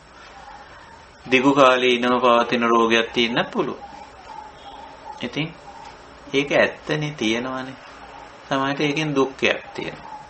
දුෂ්කරතාවයක් තියෙනවා. ඉතින් ওই විදිහට බලන්න මේක තමයි විපස්සනා කියන්නේ. මේක තමයි විදර්ශනා කියන්නේ. මේක තමයි යථාභූත ඥාන දර්ශන කියන්නේ. ඇති තතු දැකීම. හොඳ සිංහලෙන් කිව්වොත්. යථාභූත ඥාන දර්ශන.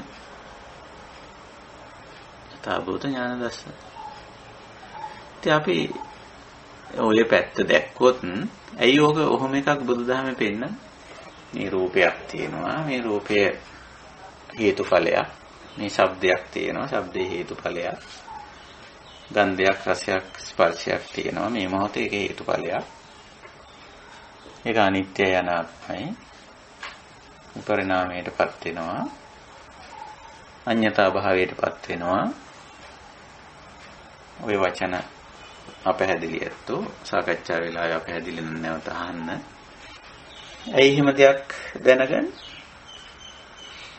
එහෙම දැනගත්තම ඔය තතුව එක්ක නැත්නම් ඔය තත්වයන් එක්ක ස්වභාවයන් එක්ක අපි ඇලෙන්න ගැටෙන්න මුලා වෙන්නේ යන්නේ නැහැ. ඇයි? අපි දන්නවනේ මේක හෙට මෙහෙමයි කියලා. දැන් මම රූපයක් බලමින් ඉන්නවා, ශබ්දයක් අහමින් ඉන්නවා. ඒක තව ටිකකින් නතර වෙනවා.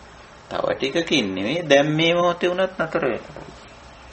ඕනෑම මොහොතක කියලානේ අපි කියන්නේ. අනිත්‍ය විස්තර කරනකොට අපි කියන්නේ කවර මොහොතක නමුත් ඒක මේ කලින් තීන්දුව කර වෙලාවේ සිද්ධ වෙනවා නම් ඒකට අනිත්‍ය කියන්නේ නැහැ. කවර මොහොතක නමුත් කුමන මොහොතක නමුත් කුමන නිමේෂයක නමුත් කවර තත්වයකට කුමන තත්වයකට වුවත් පත්විය හැකි බව ඒකයි. ඉතින් ඒ ඇත්තෙහි තතුව තමයි. මේ පවතින දෙෙහි ස්වභාවය තේරුම් ගන්න. එහෙනම් අපි සාමාන්‍ය ජීවිතේට ඕක දැන් ගෙනියනවා විදර්ශනාව. දැන් මම කියවනේ සාමාන්‍ය ජීවිතයට ගෙනියන්න ඕන කියලා මේ භාවනාව ධර්මයේ. ඉතින් සාමාන්‍ය ජීවිතේ අපි මොනවද කරන්නේ? ඔය ටිකනේ කරන්නේ. දකිනවා, අහනවා, විඳිනවා, වටහා ගන්නවා. දකිමින් ඉන්නවා. අහමින් ඉන්නවා. ගන්ධ රස පහස වශයෙන් විඳිමින් ඉන්නවා. මානසින් වටහා ගැනීමෙන් ඉන්නවා. ඔය ටිකනේ සාමාන්‍ය ජීවිතය. අපි ඔවට ආර්ථික සමාජීය දේශපාලන පාරිසරික යුතුයකම් රාජකාරී වගකීම් කියලා ලොකු නම් දීගෙන දාගෙන තිබුණට ලොකු වටිනාකම් දීගෙන හිටියට සිද්ධ වෙන්නේ මොකද්ද?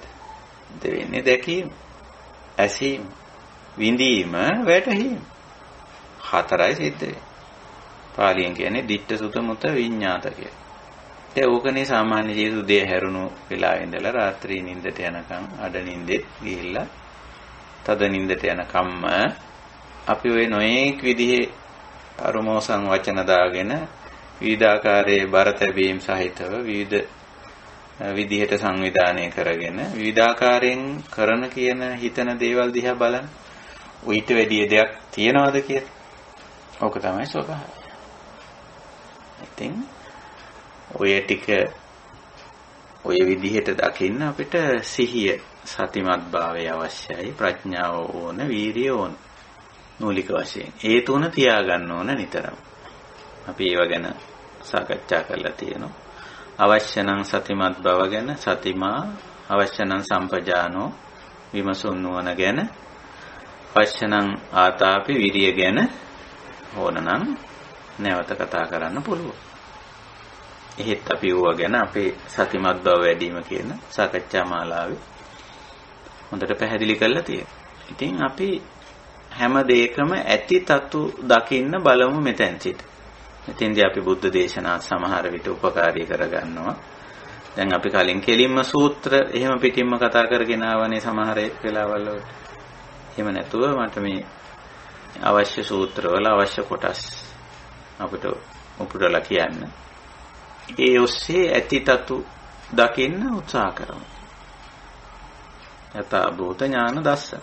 ඇති තතු දකිමු. ඇති තතු දැකීම.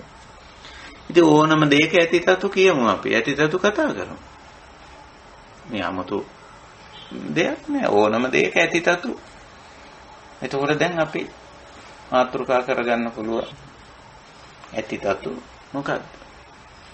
යථා ස්වභාවය මොකක්ද කියලා. ඉතින් ඉදිරියට අපි බලමු. සරල තැනේ ඉඳලා සංකීර්ණ තැනට යනකම් හැම දෙයකම ඇති තතු දකින්න උත්සාහ කරමු. මෙතෙන් සිට අපේ ඉදිරියට යන මාතෘකාව ධර්ම මාතෘකාව ওই විදිහට යථා භූත ඥාන දර්ශන. අපි අර අනිශ්චිතෝ විහෙරති කියලා මාතෘකාවක් තියාගෙන හිටියා වගේ ඇති තතු දැකීම කියන මාතෘකාවෙන් අපි ධර්ම සාකච්ඡාව ඉදිරියට කරගෙන යනවා. හොඳයි. මගේ කතා බහ මම මෙතනින් නතර කරලා වෙනදා වගේම අපි ආරාධනා කරන අපේ ධම් සභාවේ ඉන්න කල්යාණ මිත්‍රයන්ට මොනවා හරි මේ සම්බන්ධයෙන් කතා බහ කරන්න යමක් තියෙනවා නම් ඒ සඳහා මේ අවස්ථාව කරගනිමු කියලා.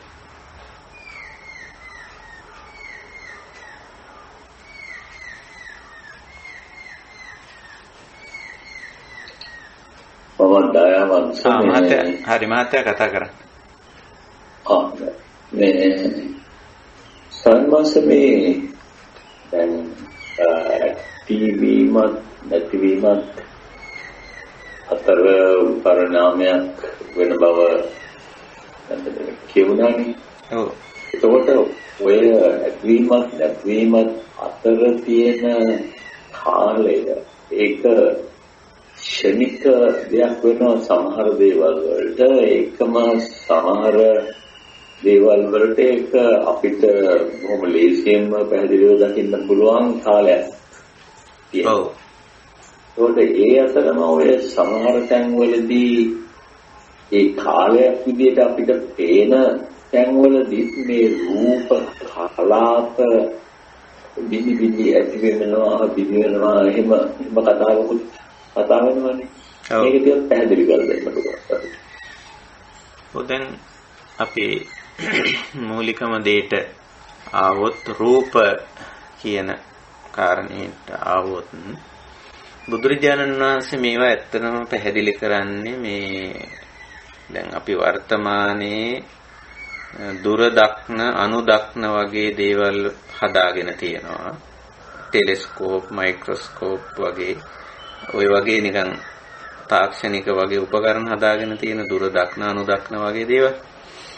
එතකොට මේ ධර්ම මාර්ගයේදී ඔය ඒ වගේ දේවල් අපි උපකාරී කරගන්නේ නැහැ.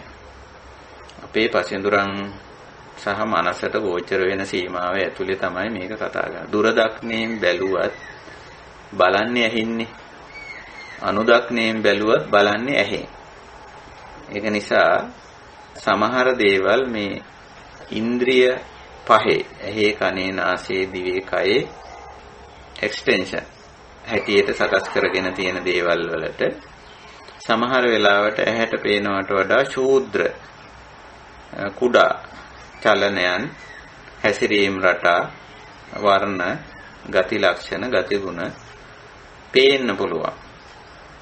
ශූද්‍ර ඒවා ඔය ශූද්‍ර කන්නාඩියෙන් නැත්නම් අනුදක්ණයෙන් බැලුවොත් සමහර විට අපේ ඇහැට පේනවට වඩා ඇහි පරාසයේ ඉක්මවලා ගිහිල්ලා ඊට වඩා ශූද්‍ර දේවල් කුඩා අංශු වශයෙන් ඒවයි චලනයන් වශයෙන් පේන්න පුළුවන්. එහෙම වෙන්න පුළුවන්. අපි ගන්න නිතරම ඇහි සීමාව විශේෂයෙන් ගන්න. එතකොට මේ රූප කියන එක මෙතෙන්දී අදහස් කරනවා ඇහැට පේන දේ මූලික වශයෙන් අදහස් කරන සරලම මට්ටමේදී රූප කිව්වොත් ඇහැට පේන දේ. ටිකක් සංකීර්ණ මට්ටමින් ගත්තොත් රූප කියන්නේ භෞතික දේ. පඨවි ආපෝ වායෝ තේජෝ කියන මේ සතර ආකාරයෙන් පෙනී හිටින චත්තාරෝ මහා භූතා. භූත කියන්නේ භෞතික කියන එකනේ. මැටීරියල් මැටර් කියන එකයි. භෞතික කියන එකයි. එතන. ඒකට බුදුරජාණන් වහන්සේ සරලවත් ඕක පැහැදිලි කරනවා අපිට සංකීර්ණවත් පැහැදිලි කරනවා. සරලව පැහැදිලි කරන්නේ ඇසට පේන දේ කියන එක. කනට ඇහෙන දේ, නාසයට දැනෙන දේ, දිවට දැනෙන දේ, කයට දැනෙන දේ. ඔය දැනීම් පහට ගෝචර වෙන්නේ රූපය. ඇහැට පේනවා විතරක් නෙමෙයි කනට ඇහෙන එකත් ශබ්දයක් වුණාට ඒක සංකීර්ණ විදිහට බැලුවොත් රූප ධර්මයක් ඒක. සතර මහා භූත වලට අයිති එකක්. නාසයට දැනෙන දේ අර සතර මහා භූත වලට අයිති එකක්. දිවට දැනෙන දේ සතර මහා භූත වලට අයිති එකක්. කයට ස්පර්ශ වශයෙන් දැනෙන දේ සතර මහා භූත වලට අයිති එකක්. අර දැනීම් ස්වභාවය නැත්තම් අපේ ඉන්ද්‍රිය අනුව මේවා වෙන් කරලා තිබ්බට ඉන්ද්‍රිය ගෝචර වෙන ඉන්ද්‍රියට ගොදුරු වෙන ආකාරය අනුව අපි පහට බෙදුවට මේ පහෙන්ම නියෝජනය වෙන්නේ මේ සතර මහා භූත පඨවි ආපෝ වායෝ තේජෝ සතර මහා භූත. එතකොට මේවා අපිට ඉන්ද්‍රිය ගෝචර වෙන විදිහක් තියෙනවා. පසෙන්දුරන්ට සහ මනසට ගෝචර වෙන විදිහක් තියෙනවා. සමහර විට ඕලාරික විදිහට සමහරට සුකුම විදිහට. ඒකයි ඔය විස්තර කරද්දී ඕලාරිකං වා සුකුමං වා කියලා වචන දෙකක් අහලාදී සමහර වෙලාවට. සාමාන්‍යයෙන් මේ ඇහැට කනට මුකුත්ම ශූද්‍ර හෝ ශූද්‍ර කන්නාඩියක් නැත්නම් මේ අනු දක්නයක් හෝ දුර දක්නයක් වැනි විශේෂ නිවලමක් නැතිව කෙලින්ම ඉන්ද්‍රියට ගෝචර වෙන මට්ටම ඕලාරික මට්ටම. තවත් දෙයක් ආධාර කරගෙන ශූද්‍ර විදියට බලන්න ප්‍රතිබිම්බ විදියට බලන්න. එහෙම කරපුවම මේක අනුදක්න මට්ටම. ඊට වැඩිය ශූද්‍ර විදියට සියුම් විදියට දකින්න. තමයි අපි මේ කණ්ණාඩියක් ඉස්සරහින් තියාගෙන බැලීමත් ස්වභාවික බැලීමක් නෙමෙයි. තවත් දෙයක ආධාරය කරගෙන ප්‍රතිබිම්බණය කරගෙන බලනවා අපි. කොහොමත් අපි බලනවා. අනුදක්න දුර දක්න කණ්ණාඩි ඒවා හරහා අපි බලනවා. මේ බැලුවම සමහර විට මේවයි ඊට වැඩිය සාමාන්‍යයෙන් බලනවට වඩා වෙනස් රටාවන්, තාලයන්, රිද්මයන්, ස්වරූපයන්, ස්වභාවයන් පේන්න පුළුවන්. එහෙම නැහැයි කියන්නේ නැහැ බුදුදහම. ඒතකොට දැන් ඔය රූප කලාප ක්ෂණයක් පාසා බිඳි බිඳි එහෙම යනවා කියන ඒ අදහස, ඒ ප්‍රකාශනය අභිධර්මයේ කියන කාරණයක්. ඔය රූප කලාප ඔය කතන්දර අභිධර්මයේ නෙමෙයි, අභිධර්ම අටුවාව. අභිධර්මයේ කියලා ඔය ප්‍රකරණ ග්‍රන්ථ 7ක් ලියවිලා තියෙනෝනේ, දෙවෙනි සංගායනාවත් තුන්වෙනි සංගායනාවත් අතරේ. ඉතින් ඒවට පස්සේ කාලේ අටුවාත් ලියවිලා තියෙනවා.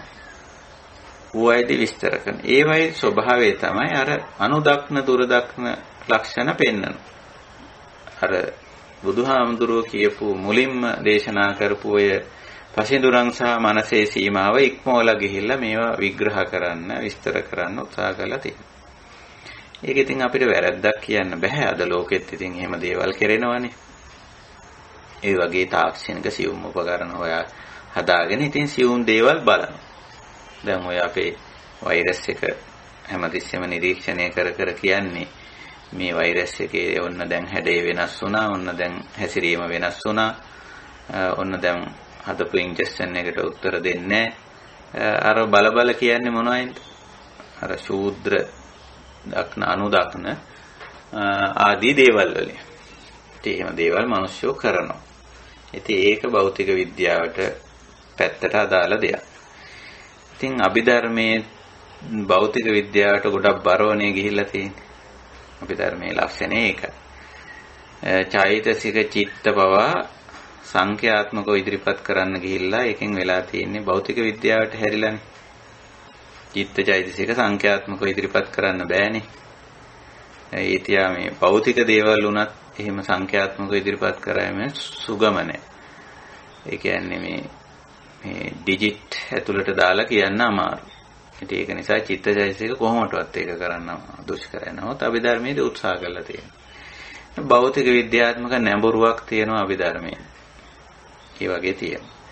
ඉතින් කොහොම නමුත් මේ භෞතික වශයෙන් තියෙන දේ රූප ගැන අර සාමාන්‍ය පසින්දුරන්ට සහ මනසට ගෝචර වෙන සීමාව ටිකක් පහු කරගෙන ගිහිල්ලා මේවා ගැන සාකච්ඡා කරන්න උත්සාහ කරලා තියෙනවා අභිධර්මයේ. එතකොට ඒකේ තමයි ඔය රූප කලාප ගැන කියලා තියෙන්නේ. ක්ෂණයක් පාසා ඇති වෙමින් පැවතෙමින් නැති වෙමින් යන රූප කලාප ගොඩක් ඒ ගොඩ තමයි අපිට පතයක් විදිහට පේන්නේ කියලා. වීතියක් කියලා. ඔකට හඳුන්වලා තියෙනවා. චිත්තවලට යද්දි කියලා තියෙන්නේ වීතියක් කියලා. චිත්ත වීති කියලා කියන්නේ. ඒ වගේ රූපවලට යද්දි කියලා තියෙන්නේ කලාපයක් කියලා. එහෙම තියෙනවා කියලා. ඉතින් මේ විග්‍රහය ගැන අපිට ප්‍රශ්නයක් නැහැ. අපි කලාප හැටියට ගත්තත්, වීති හැටියට ගත්තත් අපි දකින්නේ මෙහි ඇති තතු. ඇත්ත අපිට රූපයක් නිකම්ම අපි සාමාන්‍යයෙන් රූප කිව්වම බුදුරජාණන් වහන්සේ මූලික වශයෙන් අදහස් කරන්නේ අර ඕලාරික වශයෙන් පේන මේ සාමාන්‍යයෙන් සත්වයක, පුද්ගලයෙක්, ද්‍රව්‍යයක්, භාණ්ඩයක්, වස්තුවක් හැටියට පේන දේ. එහෙම නැත්නම් ශබ්දයක්, ගන්ධයක්, රසයක්, ස්පර්ශයක් හැටියට දැනෙන දේ. ඒක තමයි අපි ගන්න. ඉතින් ඒකේ ඇති තත්ත්වය තමයි අපි බලන්නේ. ඒක මොකද්ද? ඒකේ తත්වය මොකද්ද? මොකටද මේ අර තව ශූද්‍ර දේවල් හොය යන්නේක එතෙන්ට ගියාම එක්තරා ප්‍රමාණයකට අපිට පේනවා මේක අතහරින්නේ නැති ගතියක්. තවත් මේකේ ඇති මීට වැඩිය පුංචි එකක්. ඒකත් බලන්න ඕන. මීටත් වැඩිය කුඩා එකක් ඇති. ඒකත් බලන්න ඕන. එතකොට අපිට පේනවා මේ රූපය අත්හරින්නේ නැති ගතියක්. ඉතින් භෞතික විද්‍යාව වගේ විෂයක් කරන කෙනෙකුට කියන්න පුළුවන් එහෙම නෙමෙයි. ඒක ටිකක් හෙව්වට වැරද්දක් නැහැ. හෙව්ව නිසා තමයි මේ විදිහේ භෞතික විද්‍යාත්මක ජයග්‍රහණ අපි ලබාගෙන තියෙන්නේ මේ විදිහේ මේවලම් අපි හැදුවේ ඒක හේව්ව නිසා කියලා. ඒ භෞතික විද්‍යාව පැත්තෙන් ඔය රූප කලාප ගැන ශූද්‍ර දේවල් පිළිබඳව සෙවීමට පක්ෂව තර්ක විතර්ක හේතු ඉදිරිපත් කරන්න පුළුවන්. ඒ භෞතික විද්‍යාව පැත්තේ. නමුත් මේ ධර්ම මාර්ගයේ පැත්තෙන් අපි ඔය ඇහැට පේන රූපය පිළිබඳ තියෙන ඇලීම ගැටීම මුලාව අත්හරින්නයි මේ සූදානම්. මේ අපේ අත තියෙන ස්විච් එකයි භෞතික විද්‍යාවේ අත තියෙන ස්විච් එකයි දෙකේ ලොකු වෙනසක් තියෙනවා. අපි මේ ටච් කරන්න යන්නේ අතහැරීම පැත්ත. භෞතික විද්‍යාව පැත්ත තියෙන්නේ ඇල්ලීම පැත්ත. ඒ ඇල්ලීම පැත්තෙන් යනකොට මේකේ තව බලනවා. මීට වැඩිය තවත් මොන හරි මේකේ වෙනත් ක්‍රියාකාරීත්වයන් තියෙනවද? තවත් ශූද්‍ර දේවල් තියෙනවද? කුඩා දේවල් තියෙනවද? අණු තියෙනවද? ඒ අණු බලන්න අණු දක්නේ හදාගන්න. ශූද්‍ර දේවල් කුඩා දේ බලන්න ඉතින් කුඩා ශූද්‍ර නිරීක්ෂණ උපකරණයක් සකස් කරගන්න. සකස් කරගෙන ඒක බලනවා. බලලා ඒක අල්ලගන්න. අල්ලගෙන ඒකත් එක්ක වැඩ පටන් ගන්නවා. ඊටත් එහා ගියනවා. තව පටන් ගන්නවා. කොහොම යනවා. එතකොට රූපය නැත්නම් මේ භූත ධර්මය භෞතිකය අත්හැරීමක් නැහැ. එතන මනසින් දිගටම අල්ලගෙන ඊට අදාළ පරිේෂණ, නිරීක්ෂණ, සම්පරීක්ෂණ, නිර්මාණ, නිෂ්පාදන දිගටම යනවා. හැබැයි බුදුදහමේ බුදුරජාණන් වහන්සේ මේක යම් තැනකට ඇවිල්ලා මනසින් අත්හරින තැන උගන්වන නිසා මේ සීමාවෙන් එහාට ගෙනියන්නේ නැහැ බුදුරජාණන් වහන්සේ. මුල් බුදු සමයයි අභිධර්මයේ අතර වෙනසේක. අභිධර්මයේදී මේක වැරදුණු තැන. අභිධර්මය කියන්නේ පශ්චාත් කාලීනව ලියවිච්ච ප්‍රකරණ ග්‍රන්ථ අටුවා ග්‍රන්ථ 7ක් නේ සප්ත ප්‍රකරණය කියලා කියන්නේ. මුල් බුදු සමයේ දේවල් විවරණය කරපු තැන. ඉතින් අභිධර්මයට වැරදුණු තැන ඒක පැහැදිලිවම පේනවා. අතහරින්න උගන්වපු මුල් බුදු සමය අභිධර්මයේදී අල්ලන්නේ ඉගැන්වෙනවා. ඒක නිසා අපිට ශූද්‍ර වශයෙන් රූප කලාප වශයෙන් තියෙන්න පුළුවන්. අපිට ප්‍රශ්නයක් නැහැ. කලාපේ ගත්තත් අපි කියන්නේ කලාපෙත් අනිත්‍යයි අනාත්මයි. ඒකේ ඇති තත්ත්වය මොකද්ද? රූපේ වශයෙන් ගත්තා, රූප කලාප වශයෙන් ගත්තා. එහෙම නැත්නම් නූතන භාෂාවෙන් කිව්වොත් යම්කිසි දෙයක් හැටියට ගත්තත් නැත්නම් අණුවක් හැටියට ගත්තා. ශූද්‍ර ශබ්දයක් හැටියට ගත්තා, ශබ්ද තරංගයක් හැටියට ගත්තා. අපි ඔහොමනේ කඩලා තියෙන්නේ. ශබ්දයක් කියලා අපි කියන්නේ. නේ? ඊට පස්සේ ශබ්ද විද්‍යාවෙන් නැත්නම් භෞතික විද්‍යාවෙන් ඕක කඩනවා. ශූද්‍ර විදියට බලන මේක ශබ්ද තරංගයක් එන්නේ. මෙහෙමයි එන්නේ. මේකේ හැසිරීම මෙහෙමයි. මේකේ දිශානතිය මෙහෙමයි. මේ වගේ දෙයක හැපුණොත් මේ වගේ විදියට හැරිලා එනවා. මේ විදියට අඩාල වෙනවා කියලා. දැන් මේක අල්ලගෙන පරිහේෂණ ගොඩයි. අපි එච්චර දුර යන්නේ අපි ශබ්දයේ අනිත්‍යය අනාත්මයි. ඒකේ ඇති තතුව අපි දැකලා ඒක පිළිබඳ ඇලීම ගැටීම මුලාව අවසන් කරනවා. ඒ ශබ්ද තරංගය ආවත් තරංගය අපිට දුන්නත් ඒත් අපි ඒ උත්තරේමයි තියෙන්නේ. රූපේ දුන්නත් රූප කලාපේ දුන්නත් ශබ්දේ දුන්නත් ශබ්ද තරංගය දුන්නත් නේ. ගන්ධෙත් ඔය වගේ ඇති. රසෙත් ඔය වගේ ඇති.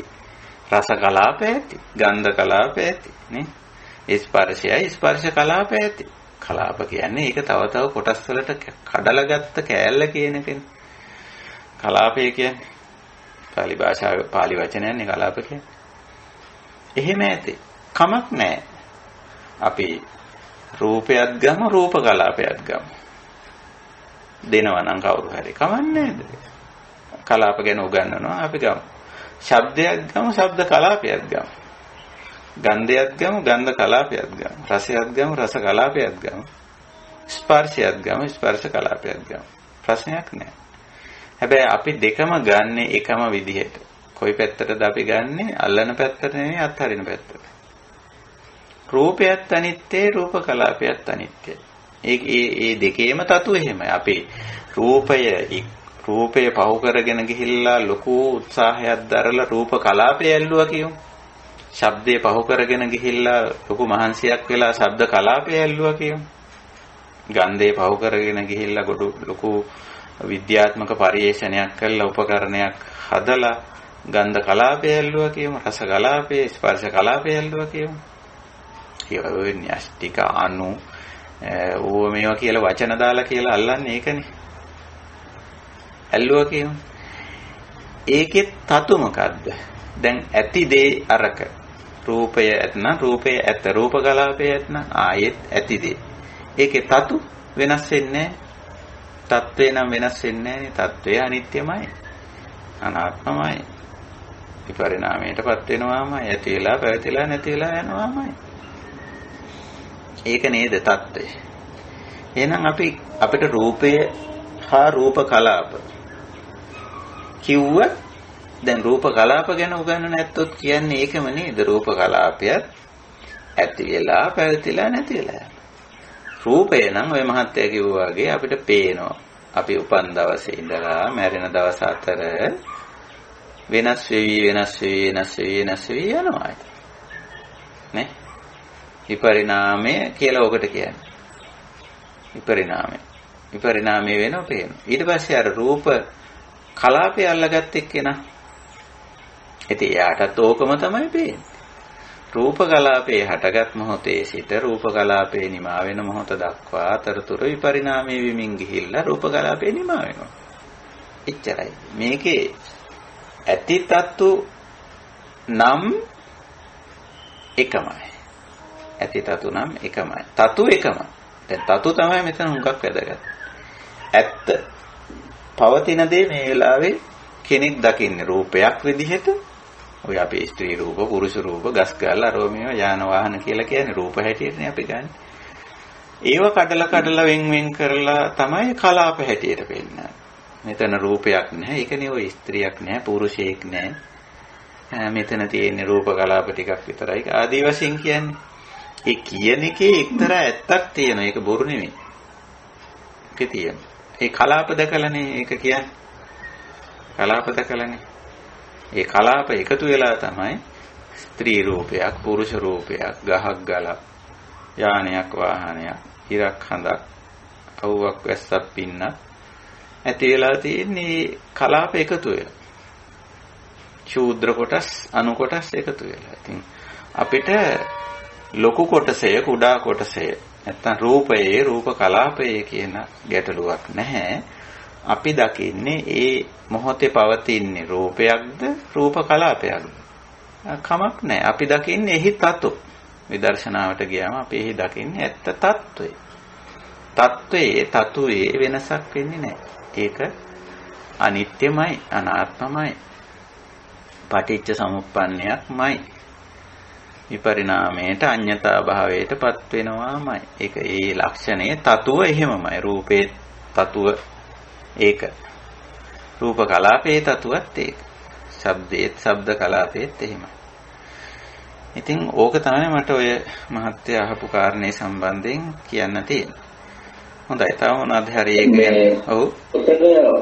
ඒක ගැන මේ දැන් අපිට අපේ මේ ධර්ම මාර්ගය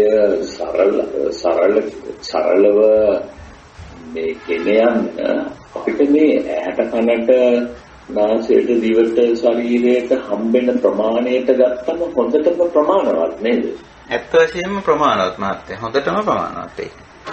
අපි අර කලාපය, අණුව, ශූද්‍රය, න්‍යෂ්ටිය මේකේ මූලය හොයන්න පුළුවන්. බුදුරජාණන් වහන්සේ ඒකයි කිව්වේ මේක හොයලා ඉවරයක් කරන්න පුළුවන් එකක් නෙවෙයි. අචින්ත්‍යයි කියලා ඒක තිබ්බනේ. ඒ අනුව මහත්ය කියන අදහස හරියටම හරි. ඒක තමයි බුදුහාමුදුරුවෝ කියලා තියෙන්නේ. අපේ පසිඳුරන්ට සහ මනසට ගෝචර වෙන සීමාවෙන් අපේ කෘත්‍යයට ඇති.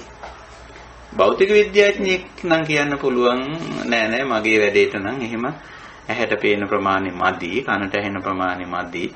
මං ඊට වැඩි එහාට යන්න ඕන කියලා. රසායන විද්‍යාවේ, භෞතික විද්‍යාවේ, ජීව විද්‍යාවේ එහෙම කියන්නේ ඉඳ තියෙනවා. නමුත් අපේ කටයුත්තට නිවන් දැකීම සඳහා නිර්වාණ ධර්මයේ සාක්ෂාත් කරන්න මේ රූප, ශබ්ද, ගන්ධ, රස, ස්පර්ශ ධර්මවල ඇලෙන්නේ ගැටෙන්නේ මුලා වෙන්නේ නැතුව ඉන්න, අනිශ්චිත වෙන්න, ඇතිතතු දැකීම ඔය ප්‍රමාණයෙන් ඇති. ඒක හරි. මගෙන් ස්වාමීන් වහන්සේ මේ කෙනෙක් ප්‍රශ්නයක් අහුවා මේ මේ පෞද්ගලික දවස්වල මම හිතන්නේ මේ දේශනා වගේක් අහපු කෙනෙක් මේ රූප කියන ඒවා නාම කියන ඒවා මේ හැම එකක්ම ශක්තිය කියලා විස්තර කරන දේශනා වගේක් අහලා තමයි ඔය මගේ ওই ප්‍රශ්නය අහුවේ මේ කලාප තියෙනවා. ඉතින් මම යාට දුන්න උත්තරය මේ අපිට මේ ඇටකඩට නාසයට දිවට ශරීරයට හම්බෙන ප්‍රමාණයෙන් අපි ගත්තම ඒ හොඳටම ප්‍රමාණවත්. ඉතින් ඔය දේවල් වලට ගිහිල්ලා අනවශ්‍ය විදියට මේක සංකීර්ණ කරගන්න එපා කියන එකයි. ඉතින් මම ඒ උත්තරය හරියට ප්‍රතික්ෂේප කියලා දැනගන්න අවශ්‍යතාවය තියෙන නිසාම තමයි මම මේ ප්‍රශ්නය අහුවේ. ඔව් ඒක හරියට. ඉතින් ඔව් මාත්‍ය දීපු උත්තරේ හරි ඇත්තටම. ඒ කියන්නේ මේ දැන් ඒ ශක්තිය කියන එක දැන් නාම ධර්මයක ශක්තිය තියෙනවනේ. ඒක අපිට දැන් අත්දකින්න පුළුවන්. අපිට දැන් කරුණාවක් ඇති වුණාම දැන් කරුණාව කියන්නේ නාම ධර්මයක්නේ. අපේ හිතේ ඇති වෙන. ඉතින් අපිට ඒ දැනෙන්න ඕනේ එතන ඉඳලා ඒක කරන්න ඕන මේක කොහොම හරි කරන්න ඕන කියලා. එතන ක්‍රියා ශක්තියක් ඒ නාම ධර්මයේ තියෙනවා. දැන් රූප ධර්මයක් ගත්තම මොන හරි පඨවි ආපෝ වායෝ තේජෝ කියන මේ හතරට අයිති මොන හරි දෙයක් ගත්තොත් ඒකෙත් තියෙන යම් කිසි ශක්තියක් නේ. එතකොට ශක්තිය තියෙන එක ප්‍රශ්නයක් නෑ. ශක්තියත් අපි දකින්නේ අනිත්‍ය අනාත්ම විදියට. එතකොට අපිට මේ ශක්තිය උපාදාන කරන්න ඕනෙත් නෑනේ. ඒක අල්ල ගන්න ඕනෙත් නෑ. චිත්ත ශක්තිය නම් ඒක අපි ඒක මේ විදියට භාවිතා කරනවා. භාවිතා වෙනවා. නාම ධර්ම වල ශක්තිය. රූප ධර්ම වල ශක්තියත් ඒ විදියට භාවිතා වෙනවා. ශක්තියක් තියෙන්න පුළුවන්. නමුත් ඔය කිය අර ප්‍රශ්නේ අහපු එක්කෙනා බොහෝ වෙලාවට ශක්තිය කිව්වම අර මතු පිට ස්වභාවයේ නෙමෙයි ගන්න යන්නේ. ඒකේ ඊට වැඩි මොකක් හරි හැංගිච්ච එකක් තියෙනවා කියන වගේ අදහසකට ඔය යන්නේ. මම හිතන්නේ ඒක ඔය භෞතික විද්‍යාවෙන් අරගපු සංකල්පයක් වෙන්න ඕනේ කියලා නිකන් මට හිතෙනවා. ඔව් ඒක තමයි.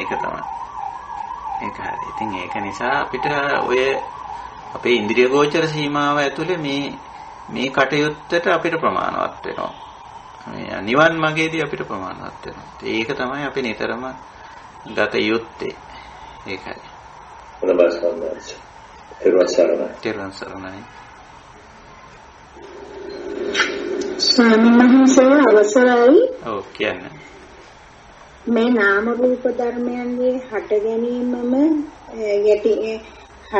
ගැනීමම හේතුවෙන් ඉන්ද්‍රයන්ගේ ස්වභාවය මම දැක්කා මට ඇහුණා කියා බාහිර වශයෙන් ගන්න දැනුම නිසාම ඇති වූ අවිද්‍යාපත්‍ය සංකාර නිසාම මේ ලෝකය ගොඩනැගීම නිසාම නොවේද මේ යථාභූතයේ නොදැකීමට හේතුව. අපි දැන් මේ යථාභූතය දකිනවා නැත්නම් ඇති තත්තු දකිනවා කියන්නේ ඔය දේවල් ඔය විදිහට දැකීම. නොදැකීම එහෙම නොදැක්කම තමයි මේවා සමග නැත්නම් මේ මොහොතේ දකින දේ මේ මොහොතේ ඇහෙන දේ සමග ඇලෙන්නේ ගැටෙන්නේ මුලා වෙන්නේ. ප්‍රශ්නේ ඇති කරගන්නේ මේවයි යථා භූතය නැත්නම් ඇති තත්තු අදස්සන. ඒ කියන්නේ නොදැකීම නිසා. ඒ නිසායි අපි මේ වර්තමාන මොහොතේ දකින අහන විඳින වැටහෙන දෙහි ඇති තත්තු ඇත්ත తত্ত্বයේ යථා ස්වභාවය දකින්න අපි උත්සාහ කරන්නේ. ඒක ඕනම දෙයක කවර දෙයක් වුණත් ඒක අපි සාමාන්‍යයෙන් කියන්නේ වර්තමාන මොහොතේ ඉන්ද්‍රිය ගෝචර වන දේ කියලා. ඒකට අපි සරලව කියන්නේ. එතකොට හරි පැහැදිලි. හිත දකින්න ලැබෙන දේවත් ඊයේ දැකපු දේවත් ඒ මොකක්වත් නෙමෙයි. මේ වර්තමාන මොහොතේ දකින අහන විඳින වැටහෙන දෙයක් තිබෙනවා. ඒකට තමයි ඇත්ත නැත්නම් යථා ස්වභාවයේ යථා භූතය කියලා අපි කිව්වේ. ඉතින් ඒකේ තතු යථා ස්වභාවය තමයි අපි මේ දකින්නේ. එතකොට ඒ යථා ස්වභාවය කියවම ඒකේ ප්‍රයෝජනීය පවා මේකට ගණනය වෙනවා. දැන් වර්තමානයේ යමක ප්‍රයෝජනීය කියලා දෙයක් අපි තියෙනවනේ. එන්න මේ මට පේන දේ මං අහන දේ ප්‍රයෝජනීය මේකයි. එහෙම එකකුත් තියෙනවා. ඒකේ තියෙන ඒකෙන් වෙන යහපත අයහපත ඒ හැම දෙයක්ම දැකීම. අනිත්‍ය අනාත්ම විපරිණාම සමුදය වය පටිච්ච සමුප්පන්න කියලා අපි යමක් කියනවනේ. ඒ විතරක් නෙමෙයි. යමක බුදුරජාණන් වහන්සේ පෙන්නනවා, අස්සාද පෙන්නනවා, ආදීනව පෙන්නනවා. නේ ඒවත් අපි දකිනවා. ඒවත් මේකේ තියෙන වර්තමාන දේ යථා ස්වභාවය තමයි. ඉතින් ඒ ටික නොදැක්කොත් තමයි ඒක එක්ක ඇලෙන්නේ, ගැටෙන්නේ, මුලා වෙන්නේ. එතකොටම අර ගැටලුව අපි හදලා යමක ඇලෙනවා නම්, යමක් සමග ගැටෙනවා නම්, යමකින් මුලා වෙනවා නම් අපි කියන ගැටලුවට අවශ්‍ය දුකට අවශ්‍ය හේතු හදලා එතකොටම. ඉතින් ඒකටනේ තණ්හා කිව්වේ. ඇලීම, ගැටීම, මුලාව. ඉතින් ඒකනේ දුකට හේතුව තණ්හාව කියලා වෙන්නන්නේ. එතකොට හේතුව හදලා. හේතුව හදන්නේ අර යථා භූතය නොදකින නිසා. ඇතිතතු නොදකින නිසා. ඒක නිසා අපි නිතරම ඇතිතතු දකින්න උත්සාහ කරමු. ඒ රූප, ශබ්ද ආදී රූප ධර්ම වල ඇතිතතු අපි ඔය ටිකක් අද කතා කරේ. ඉතින් අපි මතුවටත් බලමු මේ ඕනෑම දෙයක් ඉදිරිපත් කරන්න. ඒ කියන්නේ ඕනෑම සංසිද්ධියක්. දැන් අපි සාමාන්‍ය ජීවිතයේ සංසිද්ධි තමයි මෙතෙන්දි ගන්නෙ. ඒවයි ඇතිතතු තමයි අපි දිගට කතා කරන්නේ. ඇතිතතු කතා කරලා ඒව සමග ඇලෙන්නේ, ගැටෙන්නේ, මුලා වෙන්නේ නැතුව ජීවත් වෙන්න අපි පුරුදු පුහුණු වෙනවා. ඇතිතතු අපි ඇති විදිහට බාර ගන්නවා. ඒවා එපා කියනවත්, ඒව ඕන කියනවත්, ඒව නොවිය යුතුයි කියනවත් එහෙම නැතුව අපි ඇතිතතුව පිළිගන්නවා. හැබැයි එහි තත්වය පවතින ස්වභාවය, ඇත්තම තත්වය, යථා ස්වභාවය අපි තේරුම් ගන්න. තේරුම් අරන් අපි කරන්නේ මේ ධර්ම මාර්ගයේදී ඇති තත්ත්වය අපිට ප්‍රශ්නයක් කරගන්න නැහැ. ඇති දේ අපි ප්‍රශ්නයක් කරගන්නේ. තවත් සරලව කිව්වොත් මේ මොහොතේ පේන දේ, ඇහෙන දේ, දැනෙන දේ, වැටහෙන දේ අපි ප්‍රශ්නයක් කරගන්නේ. අපි ඒක පිළිගන්නවා. ඕ මේ වෙලාවේ පේනවා. ඕ මේ වෙලාවේ ඇහෙනවා. ගන්ධ රස පහස වශයෙන් දැනෙනවා. කරුණ වශයෙන් වැටහෙනවා. ඒකේ ඇත්ත తත්වය නම් මේකයි. අස්සාද නම් අස්සාද, ආදීනව නම් ආදීනව, අනිත්‍ය නම් අනිත්‍ය, විපරිණාම නම් එහෙම, පටිච්ච සමුප්පන්න, සමුදයවයි ආදී වශයෙන් ඒකේ තතු අපි වටහා ගන්න. වටහාගෙන මොකද්ද කරන්නේ?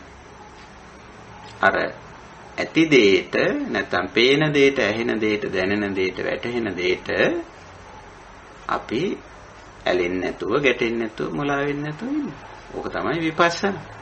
විදර්ශන, යථා භූත ඥාන දර්ශන. ඉතින් එතෙන්ටයි අපි එන්නේ. ඔබතුමී කියන වගේ ඒක නොවැටහෙනකොට තමයි මේ ප්‍රශ්නේ උද්ගත වෙන්නේ නේ. ගැටලුව ඇති වෙන්නේ ඒකකොට තමයි. අවසරයි ස්වාමීන් වහන්සේ, අපි ඇහෙනවද? ඇහෙනවා කියන්න. පොඩි අදහසක් එකතු කරන්න මට මේ ගොඩක් යෝගීන්ගේ කතා ඇහිවි මට මේ මගේ ජීවිත මේක මම ප්‍රයෝජනවත් වෙයි කියලා හැමෝටම මේ කියන්නේ ඒක ඇත්තටම අපි කාටත් හොඳ ආදර්ශයක් වෙයි කියලා මේ මම වෘත්තීයමයි වශයෙන් හිටපු සූපවේදියෙක් නිසා ඒ සූපවේදී ජීවිතයේදී හැමතිස්සෙම ඒ අය මට කිව්වේ අප්ඩේට් කරන්න, අලුත් කරන්න, දින වෙනස්, ඒ කියන්නේ දින කල්ලිකුත් වෙලා තියෙනවා නම් අයින් කරන්න. ඒ වගේ දේවල් සහ හැමතිස්සෙම අලුත් කරලා අස්පස් කරලා අලුත් කරලා තියන්න ඔබ ඉන්න තැන. ඒ වගේ දේවල් එක්ක මේ බුදුදහමේ කියන දේවලුත් එක්ක මට හොඳට දැනෙනවා. ඒක අපිට මේක මට ලොකු සහයෝගයක් වුණා කියලා හිතෙන ප්‍රායෝගිකව ජීවිතේ මේ බුදුදහම ටිකක් කියන්නේ වැඩිපුර සමීප වෙන්න මේ ජීවිත අත්දැකීමත් ඉතා වටිනවා කියලා මම හිතනවා. හැම යෝගියෙක්ම ඒවත් සංසන්දනාත්මකව ජීවිතයට එකතු පහදු කර ගැනීම මේ ධර්මය මනාව පහසුවෙන් ජීවිතේ ගෙනියන්න හැකි වෙයි කියලා මම හිතනවා. මේ සමහර ජීවිත අත්දැකීම් එකතු කරගත්තාම මේ අපි මේ ඒක තමයි මට දැනෙන දේ. ඔව් හරි. දැන් Tamanට විෂයක් තියෙනවනේ. දැන් සූපවේදී විෂය ඇතුලේ Tamanට ගොඩාක් අත්දැකීම් තියෙනවා. ඒ දැන් යම් කිසි අපි හිතමු ආහාරයක් සකස් කරනකොට ඒකේ අනවශ්‍ය කොටස් බැහැර කරනවානේ. එතකොට බුදුදහමෙත් කියනවා අපේ ජීවිතයේ කියන සූපය ආහාරයේ සකස් කිරීමක් වගේ තමයි මේ ජීවිතේ මේ දුක්ඛ දෝමනස්ස ටික අයින් කරලා මේ ජීවිතේ මේ නිවුණු සැනසුණු එකක් බවට සකස් කර ගැනීම. මේ වගේ දෙයක් තමයි. ඒක සූපවේදියෙකුට එහෙම දැනෙන්න පුළුවන්. අනවශ්‍ය කොටස් ටික බැහැර කරලා අවශ්‍ය කොටස් ටික විතරක් තෝරලා බේරලා අරගෙන ඊළඟට කුසල් වඩනවා කියලා එකක් බුදුදහමේ උගන්වනවා. ඒ කියන්නේ මේක තවත් රසවත් වෙන්න දේවල් මොනවා හරි එකතු කරනවානේ සූපවේදී. කපලා අයින් කරා අනවශ්‍ය ටික. ඊට පස්සේ ආහාරයට තව ගුණාත්මක දේවල් හෝ රසවත් දේවල් එකතු කරලා තමයි ඒක සකස් කරන්නේ. ඔයක හරි. සූපවේදියෙකුට තමන්ගේ සූප ශාස්ත්‍රයේ දැනුම ඒක තුලින් මේ දහමේ අපි යනකොට සිද්ධ වෙන්නේ මෙහෙම දෙයක් නේද? පාපස්සා කරනම් අනවශ්‍ය දේ බැහැර කිරීම, අකුසල් බැහැර කිරීම කරලා අවශ්‍ය දේ තේරුම් අරගෙන අවශ්‍ය දේ වටහාගෙන අවශ්‍ය ගුණේ මතු කරගෙන තවත් එකතු කරගත යුතු කුසල් මොනවා හරි තියෙනවා නම් ඒවත් එකතු කරගෙන ඉදිරියට යාම නේද කියලා ඔව් කෙනෙකුට ඒ තුලින් වැටහෙන්න පුළුවන්. එහෙම වැටහිලා තියෙන හොඟ දෙනකොට බුදුරජාණන් වහන්සේ ඒ අයගේ විෂයට අනුව බණ කියලා තියෙනවා. රන් කරුවන්ට රත්තරන් වැඩ කරන කෙනාට එයාගේ භාෂාවෙන් බණ කියලා තියෙනවා. ගොවි තන කරන කෙනාට ගොවි අධ්‍යක්ීම් අල්ලලා බණ කියලා තියෙනවා. සූපවේදියෙකුට නම් සූපවේදී අධ්‍යක්ීම් අල්ලලා බණ කියපු බවක් මට මතක නැහැ. නමුත් ඒක එහෙම තමයි. ඒ සූපවේදය ඇතුලේ ආහාර සකස් කිරීමේ ක්‍රියාවලිය ඇතුලේ කරන්නේ එවැනි දෙයක් නේ. එතකොට ධර්මයේ තුල ඉදිරියට යනකොට කෙනෙකුට වැටහෙන්න පුළුවන් ධර්මයේදීත් කෙරෙන්නේ මේ තථාගත ධර්මයේ තුල කෙරෙන්නේ මෙහිම දෙයක් තමයි. ඇත්ත. මේ බහැර කළ යුතු දේවල් බහැර කරලා කපලා තලලා පොතු ඇරලා අයින් කරන්න ඕන දේ අපි අයින් කරනවා. ඊට පස්සේ අර ගත යුතු හර කොටස, ගුණවත් කොටස, වටිනා කොටස ඒක අපි එකතු කරගන්නවා. ඒක එහෙමම භුක්ති විඳින්න පුළුවන් වෙන්නත් පුළුවන්. එහෙම බැරි නම් තව ටිකක් ඒකට ගුණය තව ටිකක් වැඩි වෙන දෙයක්, රසය වැඩි වෙන දෙයක් එකතු කරනවා. ඒක හරියට කුසල් වැඩිම වගේ. නූපන් කුසල් ඉපදවීම. ඒකනේ දහමේ තියෙන උපන් අකුසල් බැහැර කිරීම, ඊට පස්සේ නූපන් අකුසල් නූපද වීම. අර අපි කපල කොටලා එකතු කරලා වෙන් කරලා ගත්ත දෙයට අපි පරිස්සම් කරගන්නවා. ඒකට මොකොත් අනවශ්‍ය දේවල් එකතු නොවෙන්න. ඒක එහෙම තියාගෙන ඊට පස්සේ අපි තව එකතු කරනවා. නූපන් කුසල් උපදවන. ඒක ආහාරය හොඳට තම්බලා කියලා ඒකේ තියෙන ගුණය ඇති කරනවා. තව උපන් කුසල් වැඩි දියුණු කරනවා. ඒකේ තියෙන ගුණය රසය තව වැඩි කරලා ගන්නවා. ඒ වගේ සූපවේදයේ ඇතුළත් කෙනෙකුට දහමේ ක්‍රමවේදයේ දහමේ න්‍යාය ධර්ම න්‍යාය නිවන් මාගේ තියෙන ඒ ක්‍රමවේදේ හතරාකාර ක්‍රමවේදේ වැටහෙන්න පුළුවන්. ඒක තියෙන්නේ දැන් චතුසත්‍ය වුණත් සූපවේදයේ ඇතුලේ දැනෙන්න පුළුවන්. දැන් මේ ගැටලුව ආවේ මෙන්න මේ හේතුව නිසා. ඇයි මේ ආහාරය මේ විදිහට සකස් නොවුනේ? ඉතින් හේතුව දකිනවා. අර ඵලය එනවා. ආහාරය සකස් කරලා බලපුවාම මෙන්න මේ ඒ රසය නෑ, ඒ ගුණය නෑ. ඒ විදිහට උනේ නෑ. ඇයි හේතුව? හේතුව දකිනවා. හවල් හේතුව නිසා මේක උනේ. එතකොට ඒ ගැටලුව අයින් කරන්න හේතුවක් දැන් දැකලා තියෙනවා. ඒ කියන්නේ Nirodhaය අයින් කළ යුත්තේ දැකලා තියෙනවා. ඉතින් ඒකට ක්‍රමයක් තේරෙනවා. එහෙනම් මේකෙදි මෙන්න මේ කොටස අයින් කරන්න ඕන. අයින් කළා තමයි මේ සූපේ, මේ ව්‍යංජනේ, මේ ආහාරය සකස් කළ යුත්තේ. එතකොට මේ ගැටලුව මේකේ එන්නේ නැහැ. කියලා එතන ඒ විෂය ඇතුලේ චතුසත්‍ය දකින්න පුළුවන්. ගැටලුවට හේතුව, ගැටලුව ඉවත් කිරීම, ඉවත් කිරීමේ මඟ. එහෙම දකින්න. ඉතින් ඒක පුළුල් විදියට ගෙනිච්චම තමයි හැම ශේස්ත්‍රයකම ඒක අයින් කරපුවාම එතන නිවනක් තියෙනවා. නිවීමක් සැනසීමක් තියෙනවා. ඒකෙන් තමයි අපි මේ ධහම අල්ලගන්නේ. ඒක හරි. කිසියම් විෂයක්, කිසියම් ශාස්ත්‍රයක් තුල අපි මේක දකින්න පුළුවන්. ඒක දකිනවා නම් ඒ තුල පුද්ගලයාට ධර්ම මාර්ගයේ හමු වෙනවා. නිවන් මඟ තමන්ගේ විශේෂ තුලින් ලැබෙනවා. ඒකයි බුදුරජාණන් වහන්සේ සමහර අයට මේ ධර්ම මාර්ගය කියලා දුන්නේ ඒ අයගේ විෂය අලලා. ගෝවි කම කරන කෙනාට ගෝවි විෂය කෘෂි කර්මය අලලා ධර්ම මාර්ගයේ තෝරලා දුන්නා. රන් කරුවට ඒක අලලා කියලා දුන්නා. ආශ්‍රයෝ නැත්තම් සතුන් මෙල්ල කරන සතුන් හික්මවන කෙනාට ඒක ඇසුරෙන් කියලා දුන්නා. සංගීත වේදියට සංගීත ශාස්ත්‍රය ඇසුරෙන් ධර්මයේ කියලා දුන්නා. ඕනම ශාස්ත්‍රයක් තුළින් මේ ධහම කියලා දෙන්න පුළුවන්. බුදුරජාණන් වහන්සේ එහෙම කියලා දීලා තියෙනවා. ඉතින් අපිටත් අපි දහම තුල ඉදිරියට යනකොට සමහර විට අපි ඉන්න ශාස්ත්‍රයේ තුල අපේ විෂය පතය ඇතුලේ මේ දහමේ මৌলিক න්‍යායන් ටික වැටහෙන්න පුළුවන්. ඒක වෙන්න පුළුවන්. ඒක හරි. හොඳයි. එහෙමනම් වෙනත් සාකච්ඡා කළ යුතු දේ නැතිනම් අපි අදට දහම් හමුව නිමා කරමු. ඒ වගේම පෞද්ගලිකව අපිට කතා බහ කරන්න යමක් තියෙනවා නම් කාල වේලාවල් වෙනම යොදාගෙන සාකච්ඡා කරමු. එතකොට අපි අද සිට ඇතිතතු දැකීම කියන තේමාවෙන් දිගටම අපි දහම් හමුව පවත්වාගෙන යනවා. මේ ධර්ම මාර්ගයේමයි නැවත නැවත විවරණය වෙන්නේ. චතුසත්‍යමයි නැවත නැවත විවරණය වෙන්නේ. නිවන ගැනමයි නැවත නැවත කතා බහ වෙන්නේ. සමහරට අපේ ප්‍රවේශය වෙනස් වුණා විතරයි. මාතෘකාව වෙනස් වුණා විතරයි.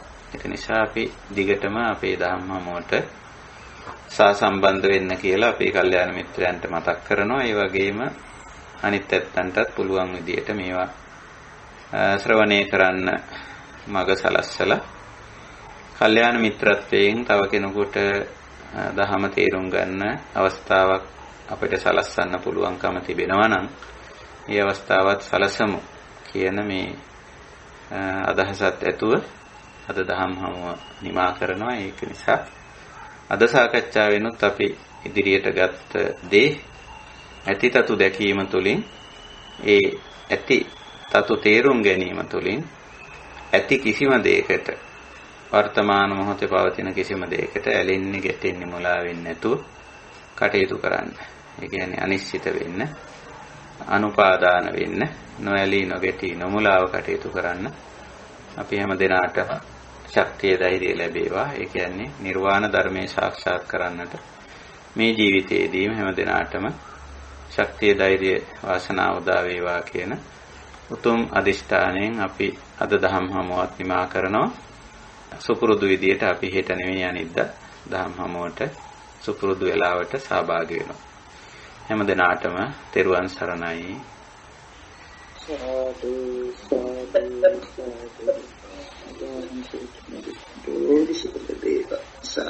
හැම දිනාටම තෙරුවන් සරණයි. සුවපත් වේවා.